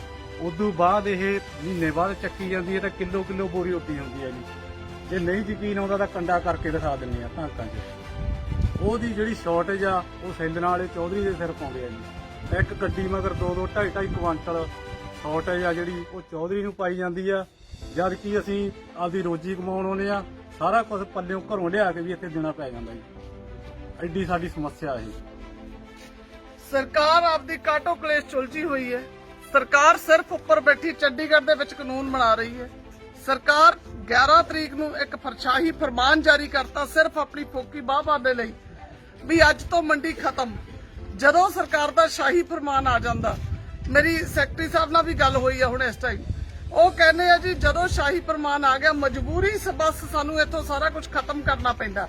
ਪਰ ਇਹ ਜਿਹੜੇ ਆਮ ਇਨਸਾਨ ਖੜੇ ਆ, ਇਹ ਸਰਕਾਰਾਂ ਦੀ ਗਿਣਤੀ 'ਚ ਨਹੀਂ ਹੈ, ਨਾ ਹੀ ਸਰਕਾਰਾਂ ਦੀ ਗਿਣਤੀ 'ਚ ਆ ਵੀ ਜਿਹੜਾ ਬੰਦਾ ਲਗਾਤਾਰ ਟਰੱਕ ਚਲਾ ਰਿਹਾ ਇੰਨੇ ਸਾਲਾਂ ਤੋਂ, 40-50 ਸਾਲਾਂ ਤੋਂ, ਆਪਣੇ ਮਹੂਆਣਾ ਬਾਦਲ ਸਾਹਿਬ ਨੇ ਬਣਵਾ ਕੇ ਸੈਂਟਰ, ਉੱਥੇ ਤਰ੍ਹਾਂ ਦੀ ਉਹਨਾਂ ਦੀ ਖੱਜਲ ਖੁਆਰੀ ਕੀਤੀ ਜਾਂਦੀ ਆ। 3 ਸਾਲ ਬਾਅਦ ਉਹਨਾਂ ਨੂੰ ਕਹਿੰਦੇ ਆ ਵੀ ਆ ਕੇ ਟ੍ਰੇਨਿੰਗ ਲਓ। ਚੰਨੀ ਸਾਹਿਬ, ਤੁਹਾਡੇ ਕਾਟੋ ਕਲੇਸ਼ 'ਚ 5 ਸਾਲ ਸਰਕਾਰ ਨੇ, ਅਸੀਂ ਪੰਜਾਬ ਦੇ ਲੋਕਾਂ ਨੇ ਭੁਗਤਿਆ। ਤੁਸੀਂ ਗੁਟਕਾ ਸਾਹਿਬ ਦੀ ਸਹੁੰ ਖਾ ਕੇ ਮੁਕਰਨ ਵਾਲੀਆਂ ਕੌਮਾਂ, ਤੁਸੀਂ ਬਾਰ-ਬਾਰ ਇੱਕੋ ਹੀ ਗੱਲ ਕਹਿੰਦੇ ਹੋ ਵੀ ਅਸੀਂ ਆ ਵੀ ਕਰਤਾ, ਅਸੀਂ ਉਹ ਵੀ ਕਰਤਾ। ਸਿਰਫ ਆਪਣੀ ਫੋਕੀ ਬਾਹਬਾਹ ਦੇ ਲਈ ਤੁਸੀਂ ਪੂਰੇ ਪੰਜਾਬ ਦੀ ਕਿਰਤ ਨੂੰ ਦਾਅ ਤੇ ਲਾ ਕੇ ਰੱਖਤਾ। ਮੈਂ ਡੀਸੀ ਸਾਹਿਬ ਦਾ ਕੱਲ ਪਰਸੋਂ ਸਾਡੇ ਲੁਧਿਆਣਾ ਦੇ ਡੀਸੀ ਦੀ ਟ੍ਰਾਂਸਫਰ ਹੋਈ ਆ, ਇਸ ਕਰਕੇ ਅੱਜ ਚਾਰਜ ਸੰਭਾਲਣਾ। ਇਸ ਤੋਂ ਬਾਅਦ ਮੈਂ ਐਸਡੀਐਮ ਸਾਹਿਬ ਕੋਲੇ ਜਾਊंगी तो मैं इन्हां दे जवाबदेही मंगू। हमारे साथ उपस्थित देश के controller and auditor general Shri GC Murmu ji, deputy CAG Sushri Parveen Mehta ji, इस महत्वपूर्ण संस्था के माध्यम से देश की सेवा के लिए समर्पित आप सभी सदस्यगण, देवियों और सज्जनों, आप सभी को ऑडिट डे की हार्दिक शुभकामनाएं। एक संस्था के रूप में सीएजी न केवल देश के खातों का हिसाब किताब चेक करता है, बल्कि प्रोडक्टिविटी में, एफिशिएंसी में वैल्यू एडिशन भी करता है। इसलिए ऑडिट डे और इससे जुड़े कार्यक्रम इस अवसर पर हमारे चिंतन मंथन, हमारे इंप्रूवमेंट और इंप्रूवाइजेशन का महत्वपूर्ण हिस्सा है। मैं आप सभी को आपकी निष्ठा के लिए, सीएजी की प्रासंगिकता और गरिमा को लगातार नई दिशा देने के लिए बधाई देता हूं। साथियों, बहुत कम इंस्टीट्यूशन ऐसे होते हैं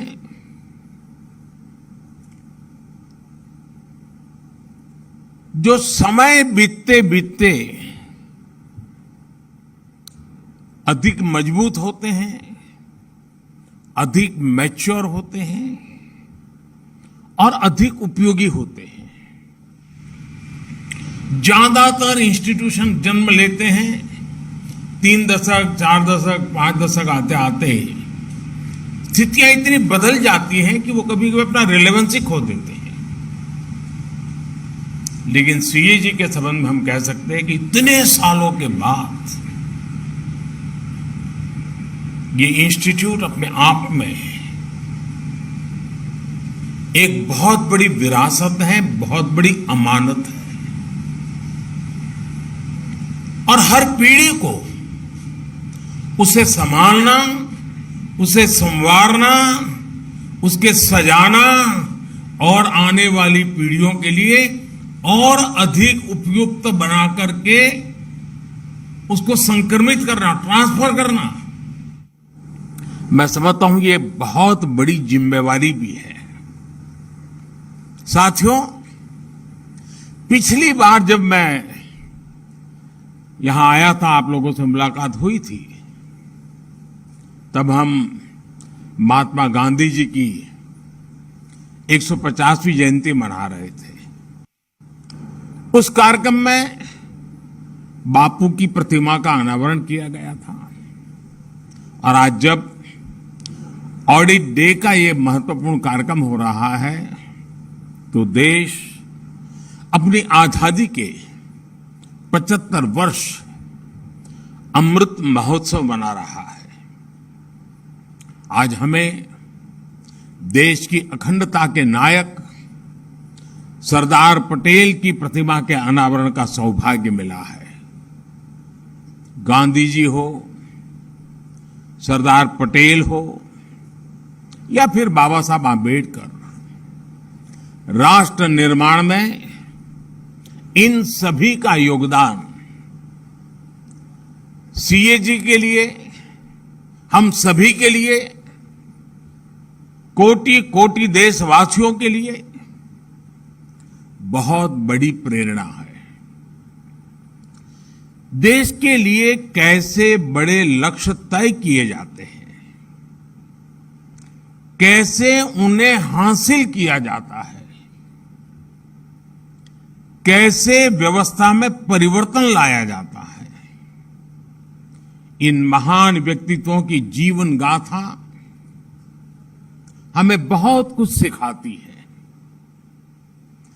साथियों, एक समय था जब देश में ऑडिट को एक आशंका, एक भय के साथ देखा जाता था। सीएजी बनाम सरकार, ये हमारी व्यवस्था की एक सामान्य सोच बन गई थी और कभी कभी तो ये भी हो जाता था कि बाबू लोग ऐसे हैं, ऐसा ही देते हैं। बाबुओं को लगता था सीएजी वाले ऐसे ही हैं कि हर चीज में उनको नुस्खी नजर आता है। हर एक की अपनी अपनी बात थी। लेकिन आज इस मानसिकता को बदला गया है। आज ऑडिट को वैल्यू एडिशन का अहम हिस्सा माना जा रहा है। सरकार के कामकाज का आकलन करते समय सीएजी के पास आउटसाइडर व्यू पॉइंट का एडवांटेज होता है। आप जो कुछ हमें बताते हैं उससे हम सिस्टमैटिक इंप्रूवमेंट्स करते हैं, उसे हम अपने लिए एक सहयोग के तौर पर देखते हैं। मुझे लंबे अरसे तक सरकारों का नेतृत्व करने का सौभाग्य मिला है। मैं जब गुजरात में मुख्यमंत्री था तब भी अपने अधिकारियों से कहता था और आज भी यही कहता हूं, सीएजी में जो डॉक्यूमेंट और डेटा मांगे जाते हैं वो तो आप जरूर दीजिए, अपने काम से जुड़ी दूसरी फाइल्स भी उन्हें दीजिए। इससे हमारे लिए और बेहतर काम करने का स्कोप तैयार होता है, हमारा सेल्फ असेसमेंट का काम आसान हो जाता है। साथियों, शुचिता और पारदर्शिता हमारे व्यक्तिगत जीवन में हो या सरकार में, ये हमारे लिए सबसे बड़े मोरल बूस्टर होते हैं। उदाहरण के तौर पर पहले देश के बैंकिंग सेक्टर में ट्रांसपेरेंसी की कमी के चलते तरह तरह की प्रैक्टिसेस चलती थी। परिणाम यह हुआ कि बैंकों के एनपीएस बढ़ते गए। एनपीएस को कारपेट के नीचे कवर करने का जो कार्य पहले के समय किया गया वो शायद मुझसे ज्यादा आप लोग जानते हैं, लेकिन हमने पूरी ईमानदारी के साथ ਇਹ ਸਨ ਅੱਜ ਦੀਆਂ ਮੁੱਖ ਖਬਰਾਂ। ਮੈਨੂੰ ਮਨਪ੍ਰੀਤ ਕੌਰ ਨੂੰ ਦਿਓ ਇਜਾਜ਼ਤ। ਹੋਰ ਵਧੇਰੇ ਖਬਰਾਂ ਲਈ ਜੁੜੇ ਰਹੋ ਇੰਡੀਆ ਪਲੱਸ USA ਦੇ ਨਾਲ।